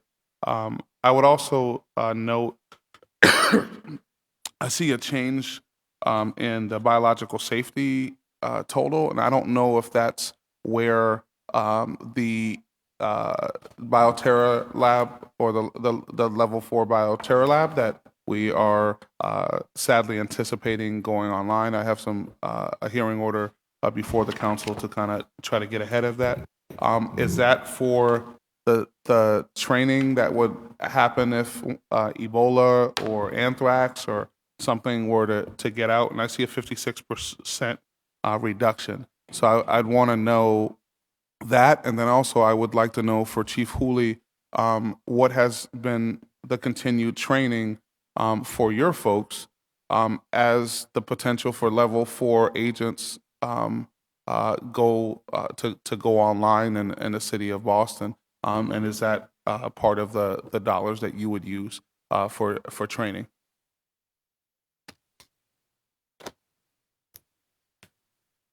Maybe if Chief could talk about the training that he's already been participating in anticipation of, with the BSL lab. We are trying to find now the reference that you're making, Counselor, to the reduction in funding. So this is the biological safety total, $205,000. It's a $90,000 budget item for FY17, down $115,000, a 56% decrease. Okay, great. Actually, William has found it, so do you want to provide some more context?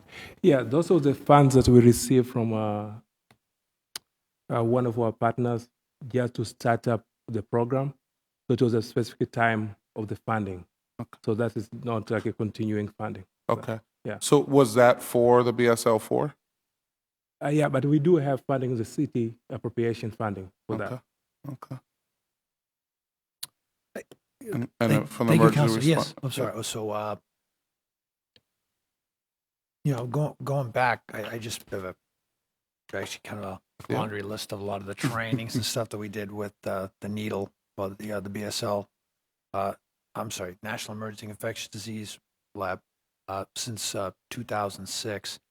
And a lot of the training over there even had to do with before materials arrived. We did, training with the police around transporting of BSL level 4 materials. And we've had people involved in reviewing a lot of their plans and trying to keep us appraised and keep us involved for any trainings that were being offered. We did do a lot of training over those years since 2006 for point of entry, how to get in, notification, where the decontamination points are in the building. Since then, we've also done training with them around some of the new, whether it's earthquake, whether it's, an active shooter in the building, and doing joint training with police and fire and such. When they've talked about purchasing some of their containment devices to put a patient or potentially exposed worker in, to be able to go in and be familiar with it. But no, I think the key there is to go with ongoing training, and if they are ready to go from the 3 to the 4, to come in to review and update it, because admittedly, admittedly, a lot of the training we did has been over the last several years, but we're bringing new classes of people on, so it's a note to myself to make sure that we get them up to speed as well. And again, it's illegal in Cambridge to have BSL 4 agents. And I think it still is a worry for me that we have a high population density in the city of Boston, and in that area, some of the highest population density that we see in the city of Boston. And those agents to be present in that area, and the potential for any of your folks to be exposed is, I think, something that really worries me. And I will continue to push on with this issue, because I don't believe that should be in an area like that. There are several other things going on. Some of it is in Councilor Baker's district now, but there's a jail, there's a highway, there's 3 methadone clinics that are operating in that area, and everything can't be in that one corridor.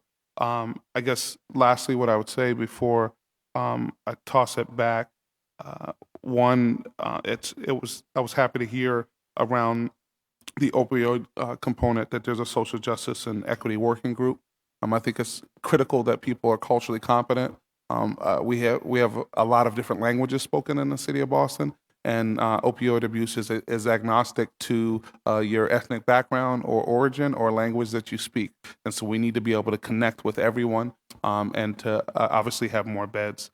And the last of the last is that your budget is going up 4.49%, which is good. We need that. But I juxtapose this to the Boston Public School budget, which is going up a third of what your budget is going up. And I call on the administration still to fill the gap. We know that inflation and the inflationary costs, and I heard you say that about $2 million of that is actually fixed cost. You guys have to adjust for inflation. But we're not doing that in the Boston Public Schools. And I think we are absolutely underfunding our public schools. And that is a public health and safety risk by not giving the young people what they need. And so, Mr. Chair, I want to thank you for this opportunity. And again, if you could get me the information around the biosafety lab trainings, there have been a lot of incidents, including at the CDC lately, of labs having to actually be shut down because they're not being run correctly. And so I can imagine being hundreds of miles away from the CDC, what could potentially happen here. Thank you so much, Mr. Chair. Thank you. Counselor Asabi George. Thank you, and thank you all for being here today. I just want to follow up on one of Counselor Jackson's comments about the concentration of services happening at sort of that Melnia Cass Mass Ave intersection. Have we, as a city or as a Boston Public Health Commission or the Office of Recovery Services, have we looked at mapping where our services are by type across the city? Because different parts of the city tend to have different types of services, and I want to make sure that we are aware of where we're providing services, the possible and potential negative impact that it does and can have on a neighborhood, but then also looking at the equity of access across the city to those services. Because if it's only being provided in certain areas of the city, then other parts of the city don't have equitable access. So thank you for your question about the availability, fair availability to services across our neighborhoods. I know that through our Mayor's Health Line that we do have sort of an inventory of the different services that we can offer when folks call into that line. In terms of the question of whether we've actually mapped out those assets, I'll have to follow up offline and get you those details. I think it would be an incredibly valuable exercise to go through so that we can sort of take a visual look at what's being impacted and how. Thank you for that. And then Councilor Lamatina asked about Long Island, which I'm confident that you get many questions about that. And part of the commentary around Long Island is that the city has replaced the beds on the mainland that were lost from Long Island, but we don't take into account the loss of nonprofit services that were occurring on the island that haven't been replaced on the mainland. Can we talk, so I think that we can say as a city, we've replaced the beds, and technically we have replaced the city beds. But what about the rest of the services that were happening on Long Island that have not been replaced? Can you quantify some of those losses? So I think, so thank you for that question. So I think that question is regarding some of the behavioral health and detox services. And I know that as a city that there has been a cross-departmental, cross-cabinet group that's been looking at the different services that were impacted as to where we're at in terms of restoring that and trying to get to the level of support. I'll actually have to follow up unless Jen can comment on the detox and substance abuse services. Sure. Thank you for that question. The community-based nonprofits that were on Long Island have all been restored and or cited, with the exception of 32 of the 60 beds that Bay Cove Andrew House operated out on Long Island. So to be clear, the Shattuck has taken in a few of these programs. We have Andrew House has 28 beds at the Shattuck. I can get you the exact number, so I don't have it with me. Don't quote me, but I think 28 beds, detox beds, are now at the Shattuck. Prior to that, that was open space at the Shattuck that wasn't being utilized? I just want to make sure we're not replacing, that There was we're some being moving truthful in our around. numbers, There was but some then moving. also we're not replacing services that were currently. No, there's some moving around. The state really stepped in. That's a state facility. And so the state stepped in and helped sort of locate some of those programs. Also, there was I know Councilor Baker was there. Hello House, which was a women's residential program out on Long Island, has reopened on Mount Vernon Street. There was an open house last week. What else? Jolene's Victory Program ran a women's program out on Long Island that has been cited and is currently under construction. Will open up late fall, early winter.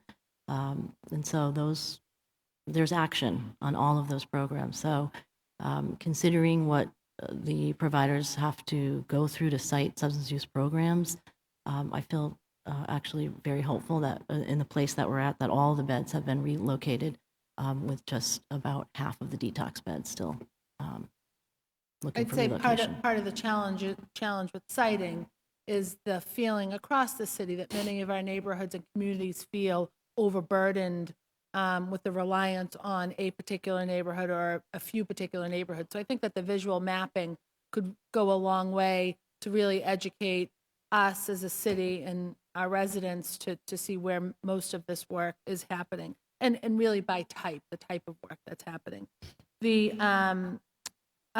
$300,000 that's in the budget for mental health for the homeless in particular, as you know, I chair the Homelessness Mental Health and Recovery Committee. And I want to make sure that as we provide social services to our homeless, that we make sure that our work continues to connect those that are struggling with homelessness to mental health services that they need. Can you talk a little bit about that? Sure. Thank you for that question. Certainly, many of the clients who are coming into our homeless shelters do have other health issues that they're grappling with. And so with these new investments in our homeless services program, we'll be able to do a better job in screening them and ensuring that they have the wraparound services that they need. So mental health, behavioral health services, access to and referral to different treatment programs, job development opportunities. So this is something that we'll continue to be able to do in a stronger way with this new investment. Great.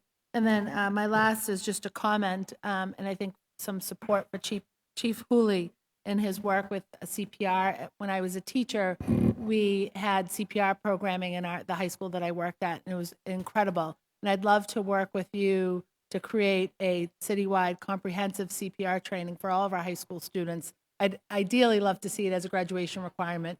And like you said, it's just compression. So there's I think, building confidence in our residents and starting with our younger residents on, teaching them a life-saving skill and giving them the confidence to have that as they venture out into the world after graduation, I think would be great. So maybe we'll talk more about that offline. Look forward to it. Great, thank you. Thank you, Chair. Thank you. Councilor Wu, I'm sorry. Thank you, Mr. Chairman, and good afternoon, everyone. I had two sets of questions, and I'm sorry I had to step out for a little earlier, so I apologize if this overlaps with a previous set of questions. Could you just go over what the details for what the $1 million investment in the Homeless Services Bureau means? How many FTEs and what the functions are? Certainly. So we can walk through the line item detail, I think, for the new investment in homeless services. Yeah, so there's two pieces of that. We had additional 19.2 FTEs for homeless counselors for 112 and Westmoreland. And then we have front door triage, which is a 5.6 FTE increase for homeless. That's what the 1 million is for. Okay, so 19.2 counselors who will be based at the 112. shelters? At 112. Yes. Okay. How many are there currently? I have to get back to you to give you Okay. exact Just, number. yeah, just trying to understand what level of increase that is. It sounds like a lot, but just want to understand what the scale of need is and where we are there. And then the 5.6 FTEs working on triage, where will they physically be located? 112. Oh, 112. Okay, also.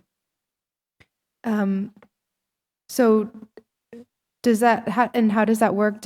Will Woods-Mullen and Southampton Street then sort of call in and people are assigned if they're free, or what's the management system look like? Sure. There is actually, what I have learned is that in making this request for the new investment is that there is a very sophisticated scheduling process that the Homeless Services Bureau uses because we are open during the day, in the evening. So there are multiple, I think there are 3 shifts, right? In terms of coverage across the 2 homeless shelters. And if you're interested in understanding how the FTEs are distributed across those to ensure that we have coverage throughout the day, that's something that we can certainly provide for you in Great. greater I would detail love to see that. offline. Okay, and so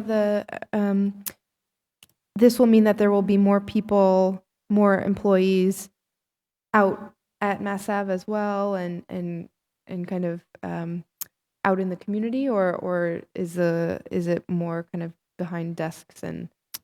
On the new staff, they'll be based in the shelter. So the 19.2 and the additional staff for that front door triage, they'll be working in the shelters, and that was I think I made a reference to Councilor Isabi George's question about case management. That's what they'll be able to do, is really work more closely one-on-one with the individual clients as they walk in to ensure that they're getting all the wraparound supports that they need. But is it currently still the case that during the day, there's no clients aren't able to go inside the shelters? They're open during the day. They're open during the day. Okay.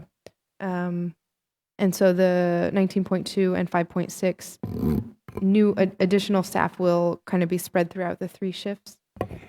Yes. So when we were at Long Island, we only had 1 shift of service, unless it was high winter time. But here, 112, we increased our services. And 2, there's another location at Matapan. That's the request. That's the need for additional FTEs to cover those 2 sites. Okay, great. Thank you. Great to hear. And then my only other set of issues is around the flavored tobacco ban. I know we've had conversations already, and I understand the need and the importance of making sure Boston youth have the best possible health outcomes, and tobacco and nicotine is certainly on the list of things that we do not want them to be exposed to. But I'm still very concerned that by not doing a full ban, because it sounds like we're not legally able to completely ban flavored tobacco products from the city, but by only doing a partial ban and therefore creating inequities between small businesses who are able to offer this for sale and not, there's sort of an additional impact beyond just the health consequences of neighborhood small businesses and sort of a level of unfairness that I see there. So I don't know, you might not have this data on you now, but do you know how many smoke shops there are in the city, kind of where they're located? I don't have that data Okay. readily available. I can certainly follow up with you and provide that in greater detail. And I appreciate your raising the concerns about the disparate impact on small business owners. I can assure you that we've been working with the small business owners to help them in terms of the implementation of the regulations. And so we've been doing educational enforcement with them. And I know that we'll be continuing to work with you on how to support them through the transition. Yeah, very aware and really grateful for your office's engagement on that. I think my concern is just if the reason for even the partial ban on flavored tobacco is that we don't want youth to partake, but we've already at the same time raised the age from 18 to 21. It seems to be fairly restrictive in terms of not even wanting youth to. It seems like then the only reason to additionally impose the flavored tobacco partial ban is that we don't even want youth to even see the existence of the products by limiting it to smoke shops. And for me, it's a balance of the impact on small businesses, the inequities and the disparate impacts we're creating, balanced against that very restrictive health consideration. I'm still not convinced that this is necessary. I thank you for sharing that perspective in terms of the impact on small business owners. And as I said, we'll continue to work with you and your constituents on that. Great. Thank you very much. Thank you, Mr. Chairman. Thank you. Councilor Baker. Thank you, Mr. Chairman. Good afternoon. Thank you for coming out today. Can we get into those 24.8 employees again for 112 Southampton Street? Is there anybody that has an active role out in the street? Now, I was under the understanding that some of these people were going to be out in the street, and so everybody that's employed down there just stays within the building? There's no one kind of doing outreach outside just to kind of make sure people aren't We actually work with other city agencies in terms of the work that we're doing as, neighbors in this new market area. And so I know that Jen has been working with different stakeholders in the community. The new staff will be focused primarily within the shelters, providing support to the clients. And I don't know, Jen, if you'd like to talk more about the work with business owners. Yeah, what are we doing for And outreach outreach. down there on the street? Right. We are hiring someone right now, a full-time position to have some presence out on the street. And we are meeting with our provider neighbors to see how So the methadone clinics and the, methadone clinics, the residentials, is that you? The residential programs and the shelter as well, to see how we can sort of cover the area and have both an engagement strategy and a positive presence out in the street. We think can go a long way down there. yeah, And so the police are involved in that effort as well. yeah, because I believe we're going to have more police presence down there also in this new budget. In this new budget, we actually do have funding to support 4, separate from the homeless services budget, 4 additional public safety officers at the commission. And so they'll be able to provide some additional on-the-street support to manage traffic, and also to connect the clients back to the services in the shelters. So we'll have that enhanced public safety presence. Okay. Jen, my first thing that I filed when I became a city council was for a 311 type system, just because I believe that the city needs that one-stop sort of thing. And a lot of times it's not necessarily just for beds or just to get treatment. If one addict is affecting 20 people, those 20 people need someone to talk to, or even just what to expect, because as you know, when someone decides, or a lot of times it isn't really a decision. When they become heroin addicts, it could be a ride that's a lifetime ride, or if they're lucky, it might just be 10 years. So I'm glad that we're talking about the family support services and not just the people that are addicted. Can we talk about methadone a little bit? And I know this is outside of your purview, but Jen, can you talk a little bit about the methadone clinics? If a person is on methadone therapy, what is the typical response if they're found to be using other substances? Are they cut off their methadone, or what happens? Each individual has an individualized service plan, and really yes, I mean, but there's always exceptions. There's probably always, first, second, third chances, but certainly the methadone clinics are regulated by the state. They're one of the most heavily regulated facilities, and so those, clinical decisions are determined by the medical director at the Individually, facility. so it's all an individual It's all plan? individual case basis, but certainly there are rules. I know it feels like sometimes there aren't, because what we see around the area sometimes is really the folks that are struggling the most. What I would say is that we really do believe in all avenues of treatment, and there are a lot of folks out there that need bridges. Sometimes methadone or Suboxone or Vivitrol can be a bridge to longer-term care. Sometimes it is the longer-term care. I just will say that we're working very hard at this epidemic, and we're considering all options. Okay. It's a difficult question. Get my glasses on so I can read my notes. How many detox beds are in Boston? Not under your, but in the city. How many detox beds? 120, about 120. So we have Dimick, Yeah. as you know, that provides detox. Cab, Boston, which is right down next to Woods Mullen, right down next to Yeah. our building. And is that through PATH?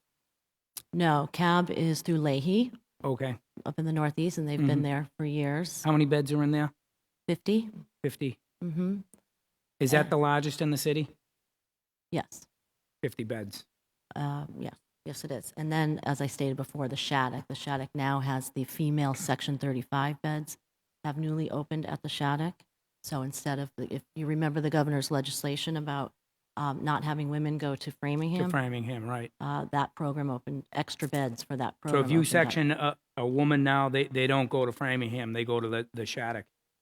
Or is that a choice? They go to New Bedford, which is the large state facility, or now also an option is the Shattuck, yes. Okay. And a Section 35, how long is that typically? Again, it's, it's individually based depending on the care, but it can be up to 2 weeks to 30 to 40 days, depending on And those are, placement. and if they go into Framingham or the Shattuck, is it a lockdown facility, or can they just say, I want to go? They're staff secure facilities, so Okay, they don't, they don't restrain people. okay. And where did Victory Programs get relocated? Victory Programs, you said that they got relocated, but you didn't give us where they were. Roxbury. In Roxbury, okay. Is that detox beds? No, that's female residential. Okay, and on the island, what was there for detox beds? Just the Bay Cove beds? 60 beds? Correct. Okay. Thank you. Can we talk about the Northampton kind of Trinity deal a little bit? I think what is going on with the EMS place that was over there? Are we building out for EMS to stay, or what's going to happen there? Jim, can you speak to that at all, or? Let me talk. I think actually Chief and I and our other bureau directors at the commission are part of this. I think you're referring to the Northampton, Yeah, with the Trinity. tower, the Yep. development project. So I appreciate your question. It's been evolving, and I know that the council took a vote, I think I understand, on this plan a couple of years ago. So Grace and I are actually in the process now of doing our due diligence in understanding the project, because it actually is quite large. It involves Trinity, colleagues at Boston Medical Center, and then the Boston Public Health Commission, because it's city property. And so it's complicated because there are three of us working on it together. There are legal and financial aspects to the project. So we're really just beginning to take a look at the project, understand it, and work on it. So we will keep the council abreast. And I'm not sure, this may be wrong, but did Trinity have an agreement to relocate EMS, or they were going to build EMS's spot out as part of that deal? That actually, I would have to go back and get the answers to you on that particular question, whether Trinity, if there was some component where they had to build out space for EMS. So I can take a closer look at that, and we can get back to you. Okay, just because if they agreed upon a deal and EMS isn't going to stay there, then there should be a dollar amount attached to that, and then for wherever EMS lands, that Trinity should be held accountable for that through that deal over there. The 5,000 walk-ins for the path. Sorry, Jen, back to you. The 5,000 walk-ins for the paths. Who are those people? Because constantly talking about detox beds and people saying that there's not enough beds. I talk to people in the field all the time, and they say there's too many relapses. So it seems to be we have these beds, and it's the same people cycling in, cycling out. So I have to say to myself, and I'm not an expert. Unfortunately, I've had a lot of experience in it, but I'm by no means an expert. It seems like we're doing certain things wrong. So these 5,000 people, can we quantify that? Is it 1,250 people that are coming through 4 times, or is it What is the 5,000 that you're referring to? walk-in visits to paths? Are they all people looking for Beds? bed? Yeah. So PATHS is dealing with a whole bunch of different It's not needs. just Might be housing, addiction. right? It is addiction based, yes, but it might be different levels of care. for the most part. So not everyone's looking for detox beds. Some people have been through treatment and might come back knowing that PASS is there and get resources for housing or other resources. And this is actually something that we can provide to you offline because in a weekly meeting that we have with other colleagues, Jen, Rita Nieves had presented sort of a flow chart and map of where the resources are across that continuum of care.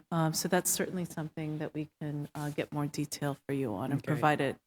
In talking about maps, I'm actually in the process of mapping out what's going on in District 3, which is my district. So I have the methadone clinics, the jail, numerous sober houses, and we do quite a bit, and we're okay with it. Volunteers of America just relocated. But one thing that I am having a problem with, and this is nothing to do with you guys, but Bay Cove is trying to come into the middle of one of my neighborhoods, and I don't think it's a good use. And, I don't want to be cast as I don't want people to get help, but I just don't feel that the seven-day detoxes are working. And also the methadone that's attached to it. I just think that we're setting people up for failure. And I think relocating something like that in the middle of a neighborhood could be bad for my neighborhood. So I just wanted public health to know where. I don't know if you guys are going to weigh in on that. If you're trying to help them relocate, they do have the 28 beds at the Shattuck, but they're looking to do 60 beds, which would be the biggest facility in Boston, right on Freeport Street at Dot Ave. And I just think that with the programming that we have in place now, we talked about District 3. District 3 is all your methadone. Southampton Street is District 3.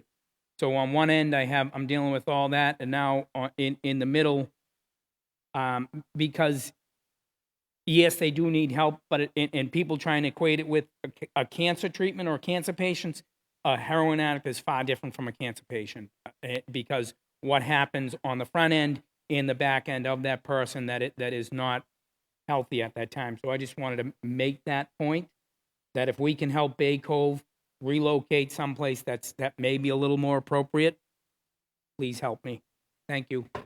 Thank you for bringing that to our attention. I mean, addiction is a really complicated disease, and so we look forward to working with you on that. And I just think that as a whole, we ought to be talking about this. 7 days it isn't even close to getting to the root of the problem. I mean, we shouldn't be talking about anything under 30 days for that initial intake when it comes to someone coming off of heroin. We're treating people the same way that we treated that person that was all alcohol 40 years ago. Alcohol and heroin are far different. Behaviors can be similar, but the physical, what happens to an addict on heroin is far different from what happened to people that were all alcohol. So until we start this discussion of maybe less use of methadone, I'm not a big proponent. I see the need for it, and yes, there are people that it helps. But if someone that's 20 years old goes into a 7-day detox and they use it with methadone they could be on methadone till they're in the grave. So that to me isn't a success. So, and I know it does work for some people. I'm just still not convinced. So I'd like the discussions to start going towards 30-day detoxes. I'm actually working on a 30-day detox that will be within my district. That will be 30 beds, half of what we're looking for. So I'm not someone that's looking to just block everything by any means. Once we map all this out, you'll see what District 3 is putting up with. So thank you. Thank you. Councilor Campbell. Thank you, Mr. Chairman, and thank you all for being here, for your patience today. Congratulations, Monica, on your new role. Very exciting to have you here. I'm going to start with Chief Hooley, who I just adore. And just thank you for all your incredible work. I'm new, but I'm chairing public safety, and it's been such a pleasure to work with you and your team. I just have a couple of questions on the additional FTEs. Many of my questions have been answered already, but the 20 additional FTEs that are budgeted for FY17, what does that do as when it comes to response time? So right now, for example, what's the average response time? These additional 20 FTEs, what does that do to response times? Sure. Our goal, our hope is that we're going to be able to reduce our response times to the priority one calls. You know, the more urgent calls, and there's a subset of the priority one calls like the cardiac arrest, the unconscious, the airway obstruction, other ones that the trauma calls. We even like to keep those lower. Our current our goal had been to keep that at 6 minutes or less for many years, and we were able to achieve that. And again, I'm talking about for the priority one calls for the longest time, but that's begun to slip, and that's up around 6.5, but for the median times there. And a lot of that is because there's been an increase in call volume across all call types. Fortunately, the priority 2, and priority 3, a little bit less acute. So just as important to the person who's making the call, but if it's more of a minor illness or a minor injury or somebody else with a chronic situation, our goals for those have been 7 and 8 minutes, priority 2s and 3s, to get to those. We had been able to preserve our response times for priority 1s for the longest time by making sure that we kept some units available for that. But demand has really outpaced supply to the point where now it's kind of hard for a call taker, for a dispatcher to juggle what's on their screen to redirect resources. Because before, if we were going to a lower priority call and a higher priority one came in, we could preempt the unit. But with the increase in the call volume, it's harder to do that because the units may be already committed or on scene or at a hospital. So with the influx of additional personnel, the ability to first of all staff a couple of extra units on a regular basis, and then had the ability when we anticipate greater need because of a heat wave or something else, by having the bodies available that we can post them, staff additional ambulances, then we would expect to be able to lower the response times to the highest priority calls.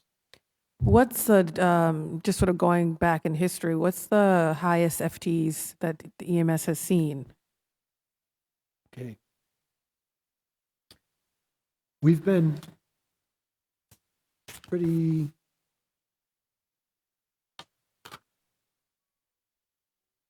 stagnant at about 300 and, bear with me. No, take your time. At about, back in 2008, we were in the middle of an expansion, which took place over a couple of years, 2007, 2006, 7, 8. We started adding sometimes 2 classes a year to try to get up, because the call volume back in 2008 was 105,000 calls and 8,861 transports. We were still in the process of adding personnel on, and in 2009, we were poised to go to 405 uniform FTEs. That was where we were getting ready. We had already added some personnel that year. We had gotten up to about 358, 360, around there. We were getting ready to put that additional class of on when the housing bubble burst, the economy, the cuts in local aid from the states, from the feds, actually forced a cancellation of a class here.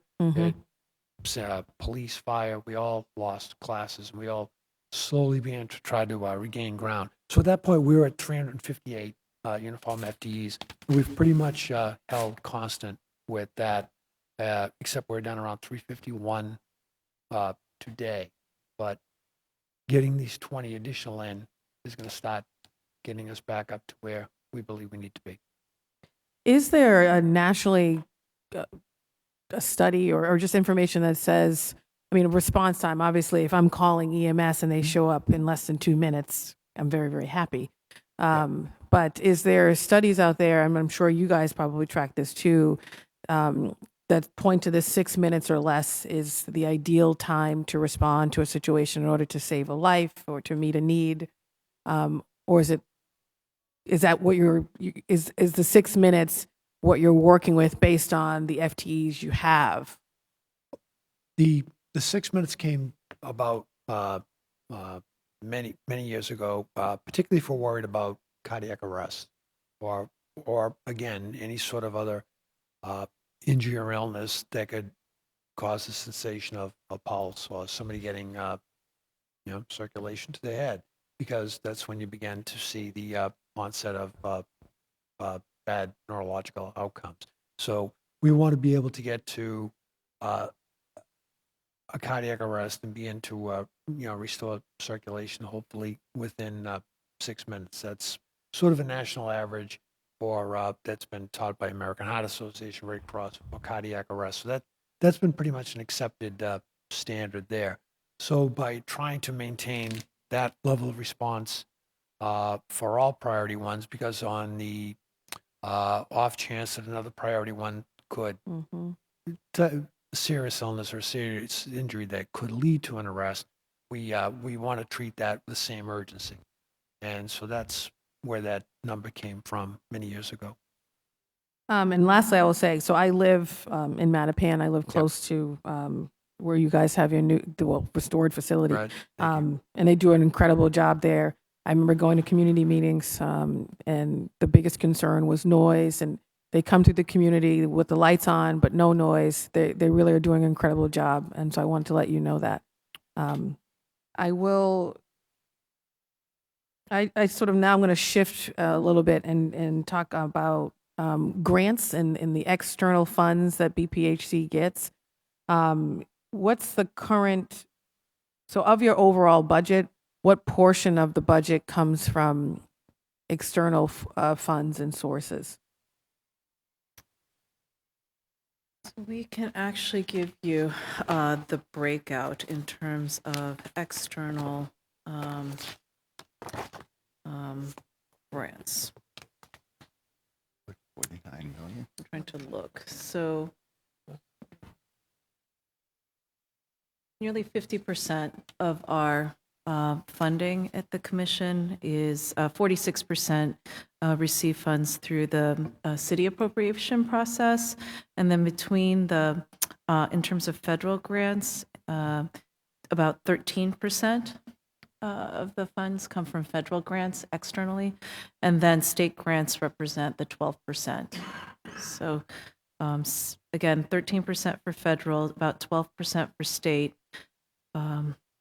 So between the two, about 25% in terms of external funds.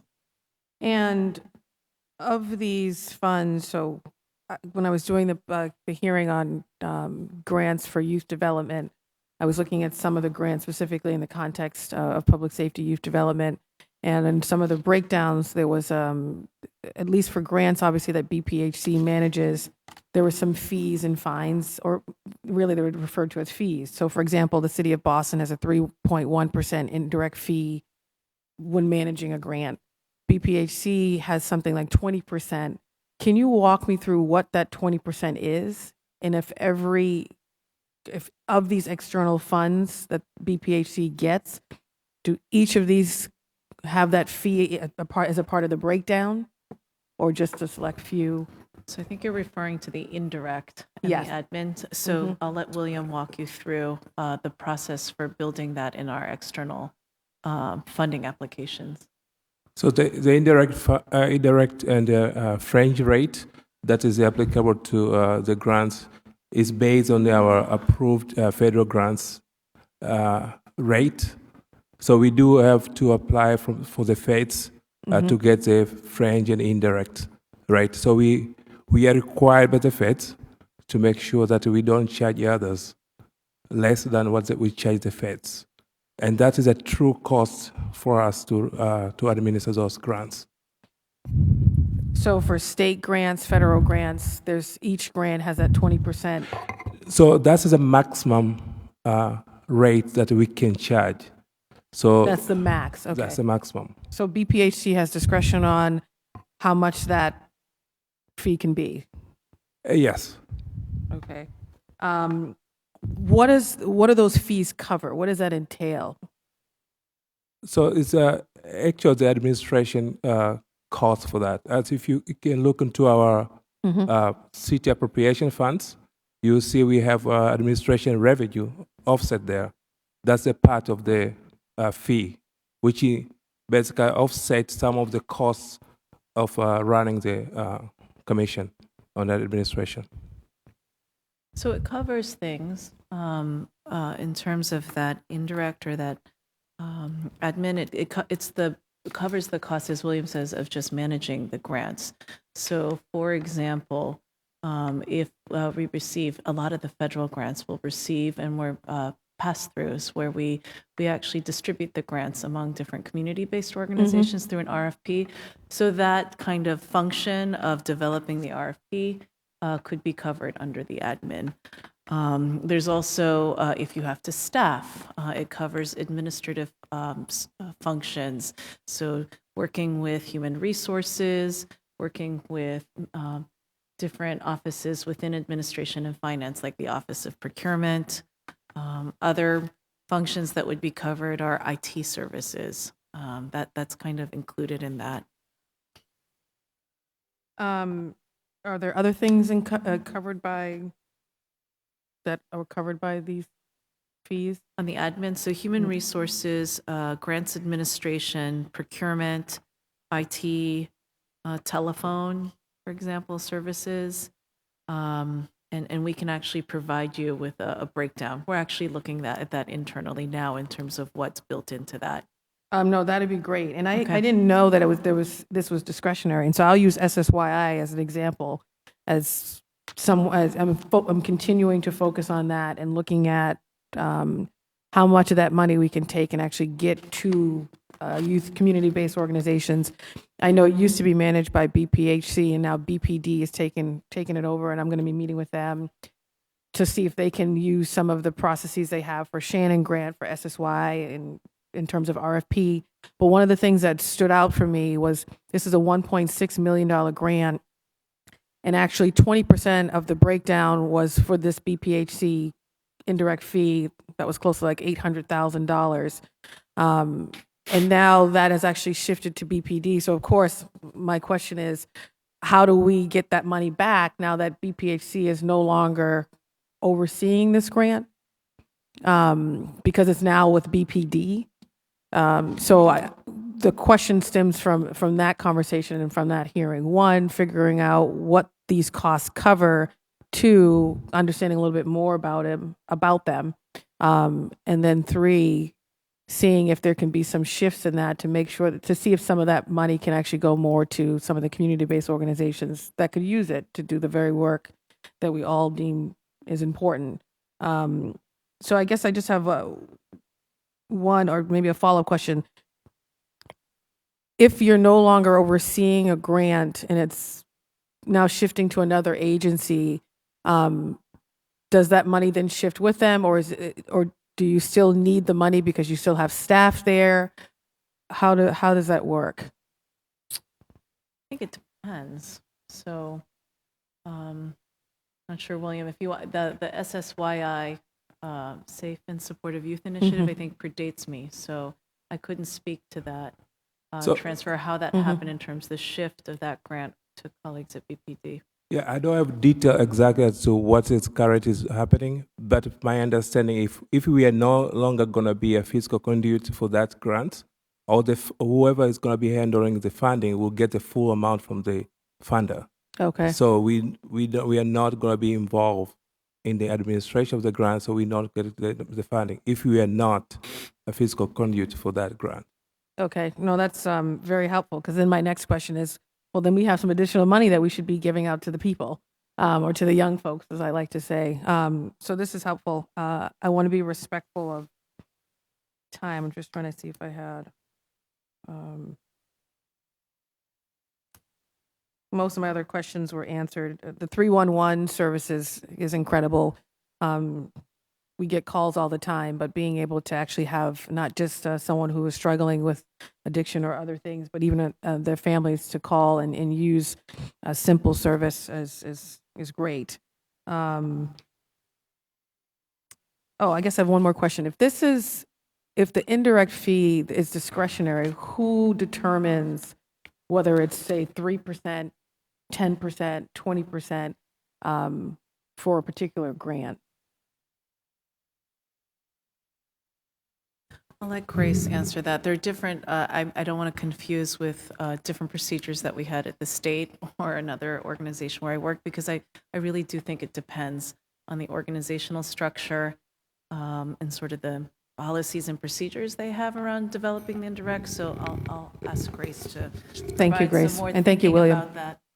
So just in an overall context, so I've only actually been at BPHC for 5 weeks, so I really haven't had a chance to delve Welcome. into this. Thank you. We're all new. So as a general context, indirect is charged to the grant to pay for all the support services Monica mentioned. And without those funds, we wouldn't actually be able to take in the grants because there wouldn't be anyone to process their contracts, develop Yep. an RFP, et cetera.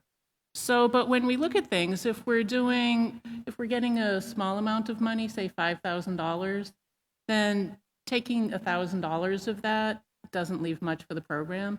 We also want to look at how we're receiving the funds. Is someone going to prepay us so we don't have to do billing? The number of reporting requirements we have can also drive the cost up, because if William and the grants admin people are constantly filing financial reports, that's very expensive to do. So it's the totality of the grant we look at. But in general, federal grants, typically, if you have an indirect rate, they expect you to see that. But again, no one ever complains if you charge less on indirect. This is very helpful. Thank you very much. Thank you, Mr. Chairman. Thank you. My first line of questioning, I didn't get an answer to. Where are the ambulances in the budget? Yeah. So ambulance right now for EMS, they are part of the EMS total budget. The $52 million is included that EMS vehicle. We are doing leasing. Leasing, Yes, okay. we are not buying the vehicles. So I think since last couple of years. Actually, for the last 2 years. So we continue to participate in the city's lease purchase program in FY17. Over the last 2 fiscal years, commissions financed the replacement of 22 ambulances. We got 10 last year, which actually came in right at the end of the budget year.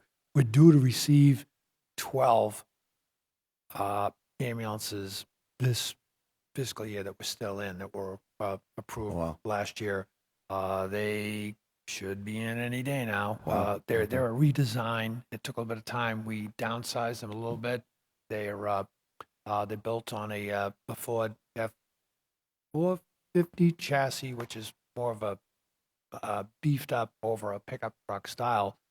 The main thing we're getting out of that, hopefully, is ones they're a little bit less expensive, although not much. We'll be able to put a little bit smaller and lighter box on it. The load height should be more improved in the back, which will make it easier for our crews. The sight lines, the seats, some of the passive safety devices that are in pickup trucks these days, which are more like passenger cars, we're really hoping that's going to make our crews a lot more comfortable, because that's their office and place of business between calls as well. So we're looking forward to getting these 12 new ones in this fiscal year. I know you asked earlier how soon we would see the other ones. Usually from the time we finish with the spec and an order goes in, it takes about 6 months for a manufacturer, because it depends whether the base vehicles they're getting from, whether it's GM, Ford, or whatever, then they fabricate it, produce the thing, and they eventually deliver it. When our hope is that with these, we had a joint committee between labor and management to try to come up with a new spec here. We spent some time on that. We our hope is that when the new ambulances do arrive, this year's ones, that they're acceptable, that we don't have to find a whole lot of things that, we want to tweak or change, that they're going to be pretty much good to go so that we can, for this order of 10, which we'll be able to do after July, say, we'll take 10 more, please. Nothing would make me happier than if we could do that, because then the clock would start running and we'd be able to get them in earlier in this fiscal year, which would mean, in this upcoming fiscal year, which would mean 12 and 10, 20, essentially 22 new trucks within 6 maybe months. a 12, 12 month, from the time these ones come in, but certainly within the year, which is great. We did get 10 this past year of the older international style, not older, but the previous model style. So that would get us up to 32, with being less than 2 years old, which is good because we have some, ambulances with 200,000 miles going back to 2008 and earlier that, that they're ready to go. So, but yeah, if you look at our budget, I'm sure it used to be always on the vehicle line. It would be like, maybe $2 million for vehicles, ambulances, cars, what have you. My understanding is with the lease purchase program, it'll show basically as like a lease payment on the budget, and it'll depend on how many we're financing for how long. And I believe the term is 5 years. A 5-year lease yeah. term. Yeah. And do you have, William, when you have a chance, maybe just pass along the total amount for the lease purchase program for ambulances by itself? If you, yeah. I mean, if you can grab it now and answer later verbally, that's fine. But if it's going to take you time to look at it, I'm just curious as to how much, 10 ambulances cost lease for the purchase. 10 that are Yeah. budgeted to come in this fiscal year, that we're going to lease through the city's lease purchase program, which is great to be able to use that, by the way. Thank you all. 1.93 million Okay. is All right. is the cost, and that's down from the other models where we're almost like would have been like 2.23. So we've been able to shave some cost off by going to a different model, and we've also been able to save some monies that fortunately we didn't have to expend.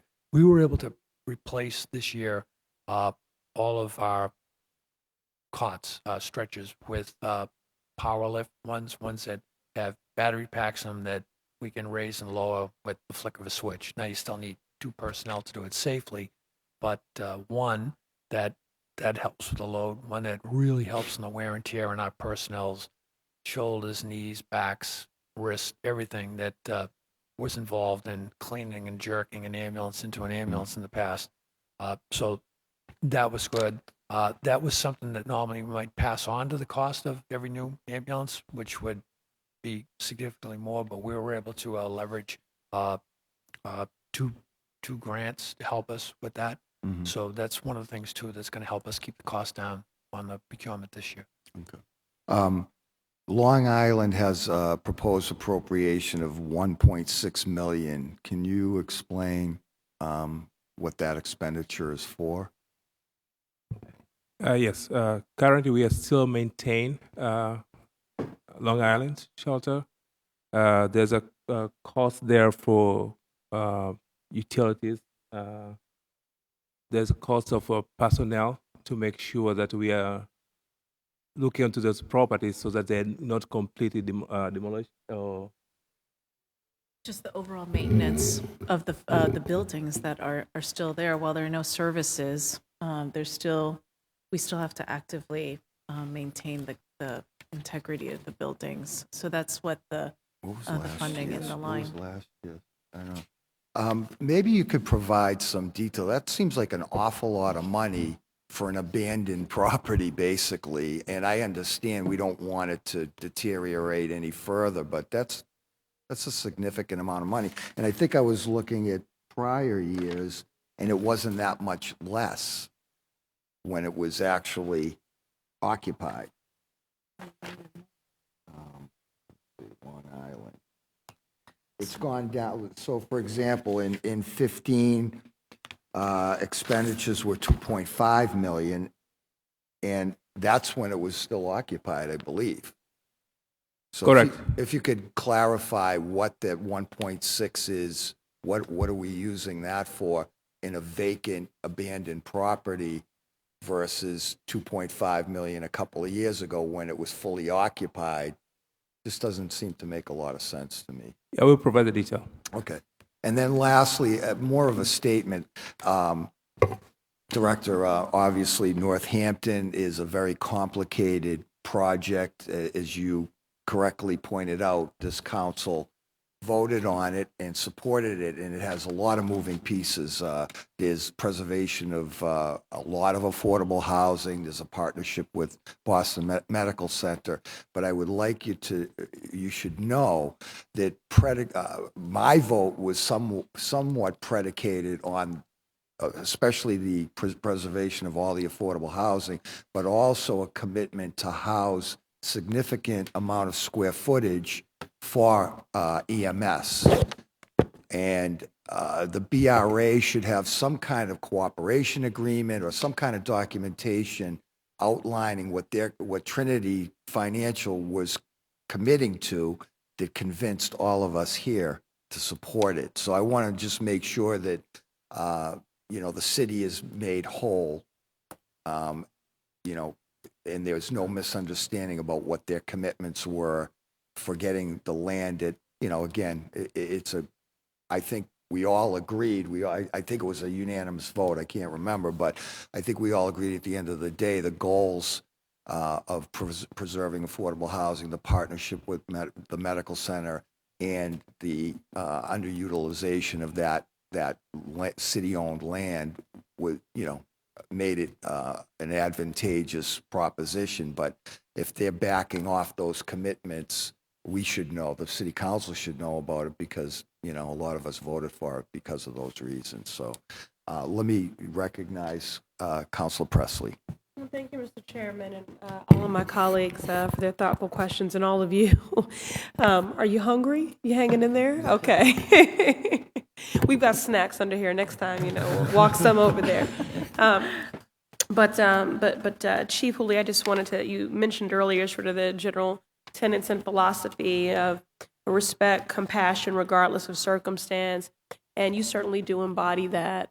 We're just an echo chamber in here about, the regard with which all of us hold you personally, and I just thank you for actualizing those values every day. I did want to ask a couple of questions. I wanted to know, what is the percentage of private ambulance referrals that you have to do in light of the fact that we have had some deficits in meeting demand? Sure. It's currently around 2%. Okay. Back in that, when it had been up over that back in, when I referred to back in 2008, 2009, Okay. when we built up then to address some of our needs, we were able to get it down to less than 1, down to Okay. 0.0, 0.8. Okay, great. And sometimes that's certainly appropriate. Somebody's maybe going to a hospital out of town or they're direct admission somewhere Sure. where we do count on that. And we certainly, in a, God forbid, something happens somewhere, we plan and train with them to come in and help us out. But Okay. but not on a routine basis. We'd Okay, rather be great. responsible for our citizens. Okay, wonderful. And I did just, and I'm sorry if, we've been in and out of the hearing, so if this has already, been stated, I apologize that you're having to repeat yourself. But, I'm of the impression that the need for more FTEs is not only about meeting the demand, it's also about providing a relief to these men and women. It's sort of like the nursing shortage we see in our hospitals and in our schools. So, without that, you are leaving at risk. What's is a shift 24 hours? What is a shift? We have combinations of, most people work 8-hour shifts, but we Okay. also have 10-hour shifts as well. Although it's, not uncommon for people to, To do double to do a up. second shift. Yeah, that's what of I'm saying. overtime. And you want to Yeah. avoid that. Just because of the, general fatigue, and it's Right. just You're right, and we don't increases we- risk we- for we won't- error. we won't allow, consecutive shifts beyond that because, Okay. I mean, really, we do have, as those opening numbers ahead, it's a busy day. So even in a quieter district, you're pretty much working all day and responding to calls. And that is a good point you bring. The idea of even just being able to decrease the amount of calls that you're doing in a shift is Yes. good for your well-being, is good for a chance to either get out, stretch. I know Councilor Jackson brought up some of the well-being Sure. things as And well. I just wanted to underscore this point because, we never want to lose sight of the fact that behind all these numbers are people. And it's not just the people you're serving, it's the people serving those people. And, although we love to reduce, overtime and improve our bottom lines, that this is also about making sure that, your folks are taken care of and at their best. And that also has to do with the quality of care that they're able to provide. So I just wanted to just reiterate that. I mentioned nurses a moment ago, and I've been spending a great deal of time with school nurses and am advocating for an additional 20 within this budget so that every school has one. And, one of the things, and speaking with them yesterday and celebrating them for National Nurses Week, they talked about, as disturbing as it is, that they have young people crossing their threshold asking if they have Narcan. Sort of anticipating that they will be using later and wanting to know that they'll be okay if that happens. I mean, that is, sort of consistent with what you're hearing in every space. And I know certainly reinforced here today. I was very alarmed to hear that. I'm just curious, do our Boston Public School nurses, are they all equipped with Narcan? Because they all spoke about just they're seeing young people not only obviously presenting them in that way, but they're approaching them and also asking for support and intervention. And as we've all indicated, that when you need help, you need it right away. The last thing I would say is a school nurse told me yesterday too that they're under the impression there is not one Alateen. Is that true? Oh, no. Okay, there's not an Alateen for the city of Boston. So just something to look into. But my basic question is, are our school nurses all provided with Narcan training and the ability to administer it? The State Department of Public Health has held trainings for nurses under the school health department. Okay.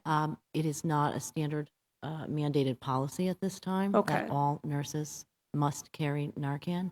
Okay. But at the same time, I will add, and Well, we might look into that, myself and Counselor George. okay, Okay. and at the same time, school nurses and adjustment counselors and teams of folks at all the high schools and probably some of the 7 and up high schools are receiving training currently. I just went to one last Friday at the Teachers Union Hall. Okay.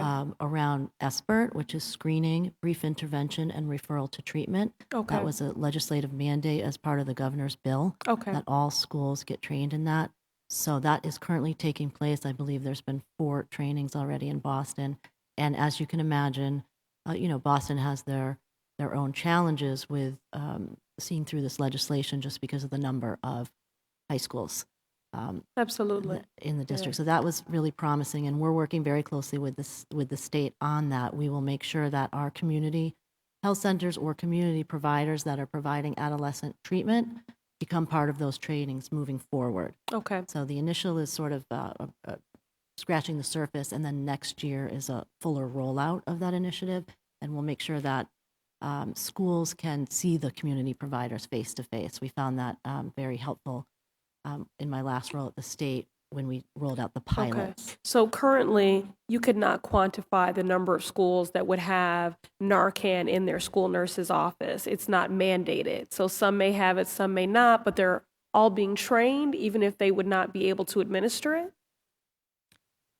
So they're being trained, but on they... screening. Yeah, okay. They're being trained on screening for substance use, alcohol, and other drugs. I see. To screen. So currently, that's the first sort of mode of practice. Okay. Other than that, it would be probably up until now dependent on individual schools who have reached out for help. Okay. And we would have gone and provided that.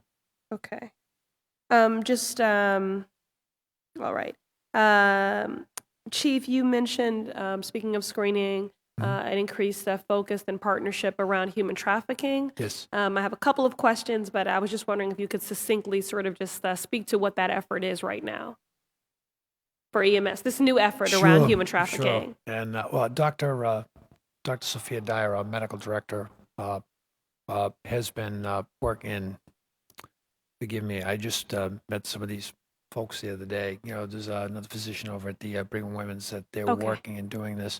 I myself was not able to make the pilot training yesterday to Okay. roll out, so I haven't sat. Well, we through can it dig more myself into yet, that offline, but I'm just but glad I to will- know that you're being a partner in that effort. Oh, yes. And we are getting, it's just about ready for prime time now.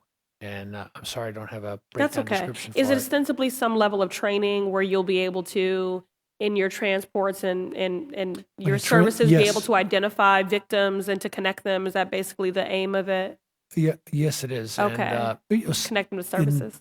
for example, several years ago, when we started doing training around domestic violence, when to suspect it, because not some people obviously don't want to tell you. You know, there could be some tells or something else that you pick up on at a scene. Yet maybe you're not going to ask that person right then and there if something's going on, but you'll wait till you get them out to an ambulance where it's Okay. safe. Again, I'm not No, familiar that's with fine. the That's fine. curriculum. Yeah, but it is all along the line of, I believe, something like that. Whether it's a setting, it could be a workplace thing or That's something fine. else. I just appreciate yes. your naming it, and we're very encouraged by the mayor's commitment and all providers, and that we're working cross agencies, across silos, to address this issue, which is challenging because it is pervasive and growing, and it's covert. So. Very much appreciate that commitment. You mentioned domestic violence. I did want to just speak about the Family Justice Center, and if there's anything you wanted to offer in terms of programming and effort there. I see an increase in that budget, which I'm encouraged to see. And if you wanted to just speak a little bit about domestic violence, sexual assault, how those funds are being used at the Family Justice Center. Sure, and thank you for that question, Counselor. So I do have some information that I can provide to you in terms of the work that we've done so far. Over the past year, we know that the center served 5,603 clients through the 12 agencies that are located at the Family Justice Center, and the sort of constellation of services that they provide include safety planning, legal services, forensic medical services, and employment support, just to name a few. They can be seen, in terms of the clients, they can be seen on site at the FJC, and they're also able to meet clients in other locations as needed, so hospitals, courts, and police district offices. We've also been able to provide 26 single and multi-day trainings for over 700 participants on working on a range of different topics. And so why the increase? Is it for a specific increase we're seeing in terms of reporting for a specific crime, or just for general use? In terms of increase in funding? Yes. Maybe William can talk about the specific increase. I do know that we have some data that we can also offer offline. That's okay. I'm glad to see the increase. So I just Yeah. want to acknowledge that. I just didn't know if it was reflecting an uptick in something, and given the good work there, that's why the funds were being dedicated. The increase really is because of the increase of pension and health insurance coverage for the employee who work there. Okay. All right. Very good. And then I also just wanted to acknowledge and thank you for the increase for Healthy Baby, Healthy Child.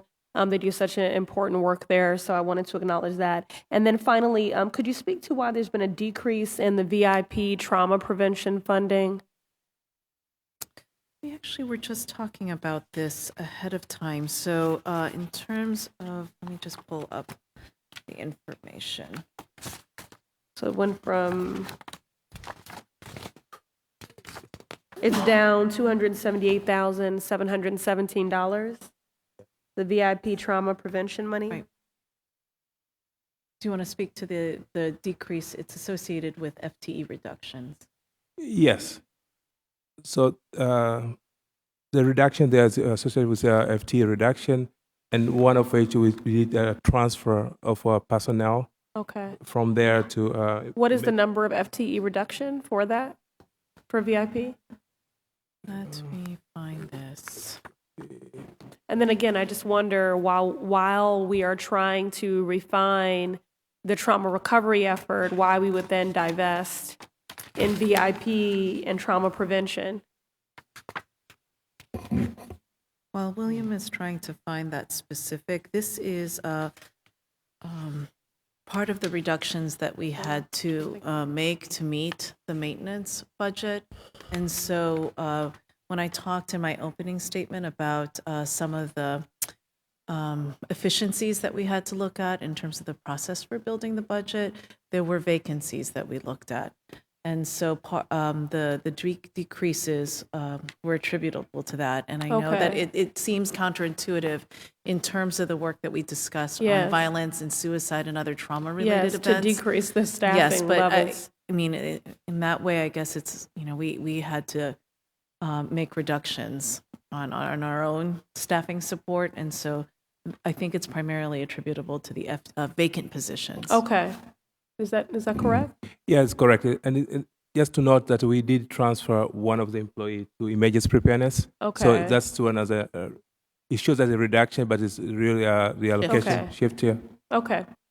All right, that's sufficient for now. Thank you so much for your patience and cooperation. Thank you. Counselor Sabi George. Thank you so much, and thank you for still being here and really creating a productive conversation. I've learned so much. I have some questions, some additional questions about Narcan. Do we buy that centrally for the city of Boston for all the departments that have access to it?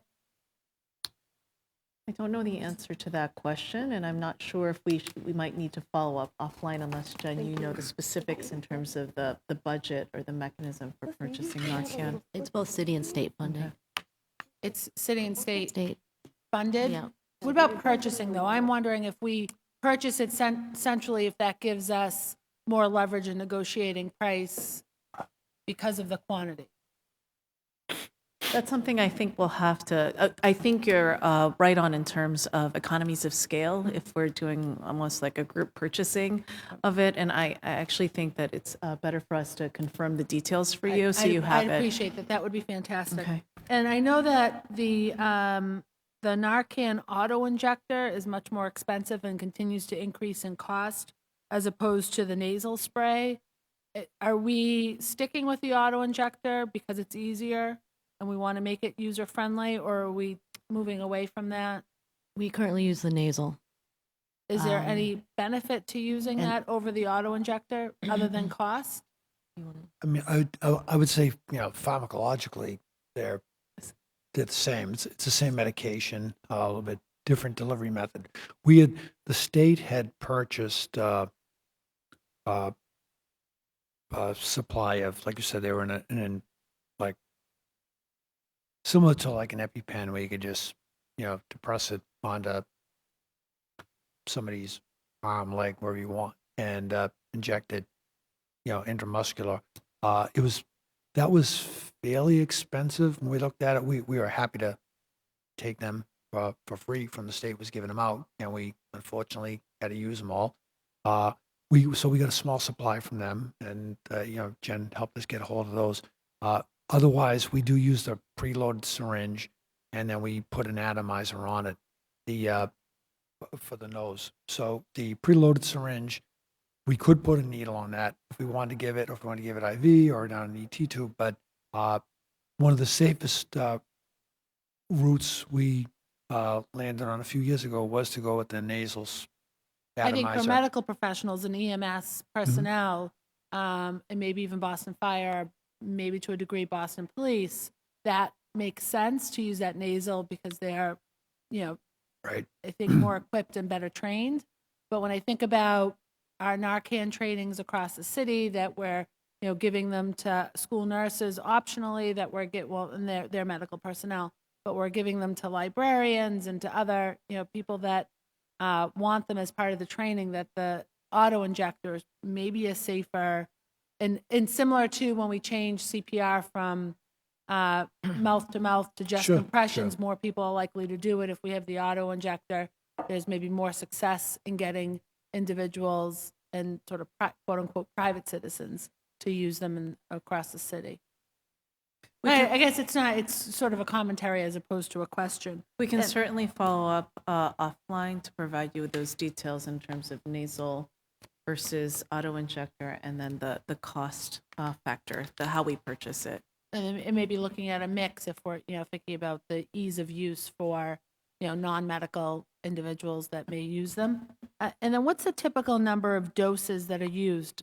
Because I know that it's more than one used on individuals, which was surprising to me when I learned that recently. I'll defer to Chief because I know that they do routinely administer Narcan, so. Sure. Our protocol is the preloaded syringe comes with 2 milligrams, and the procedure is that if somebody requires Narcan, you attach the nasal atomizer on the end, which is really looks like a bottle cork with a hole in the middle of it. It's a soft rubber.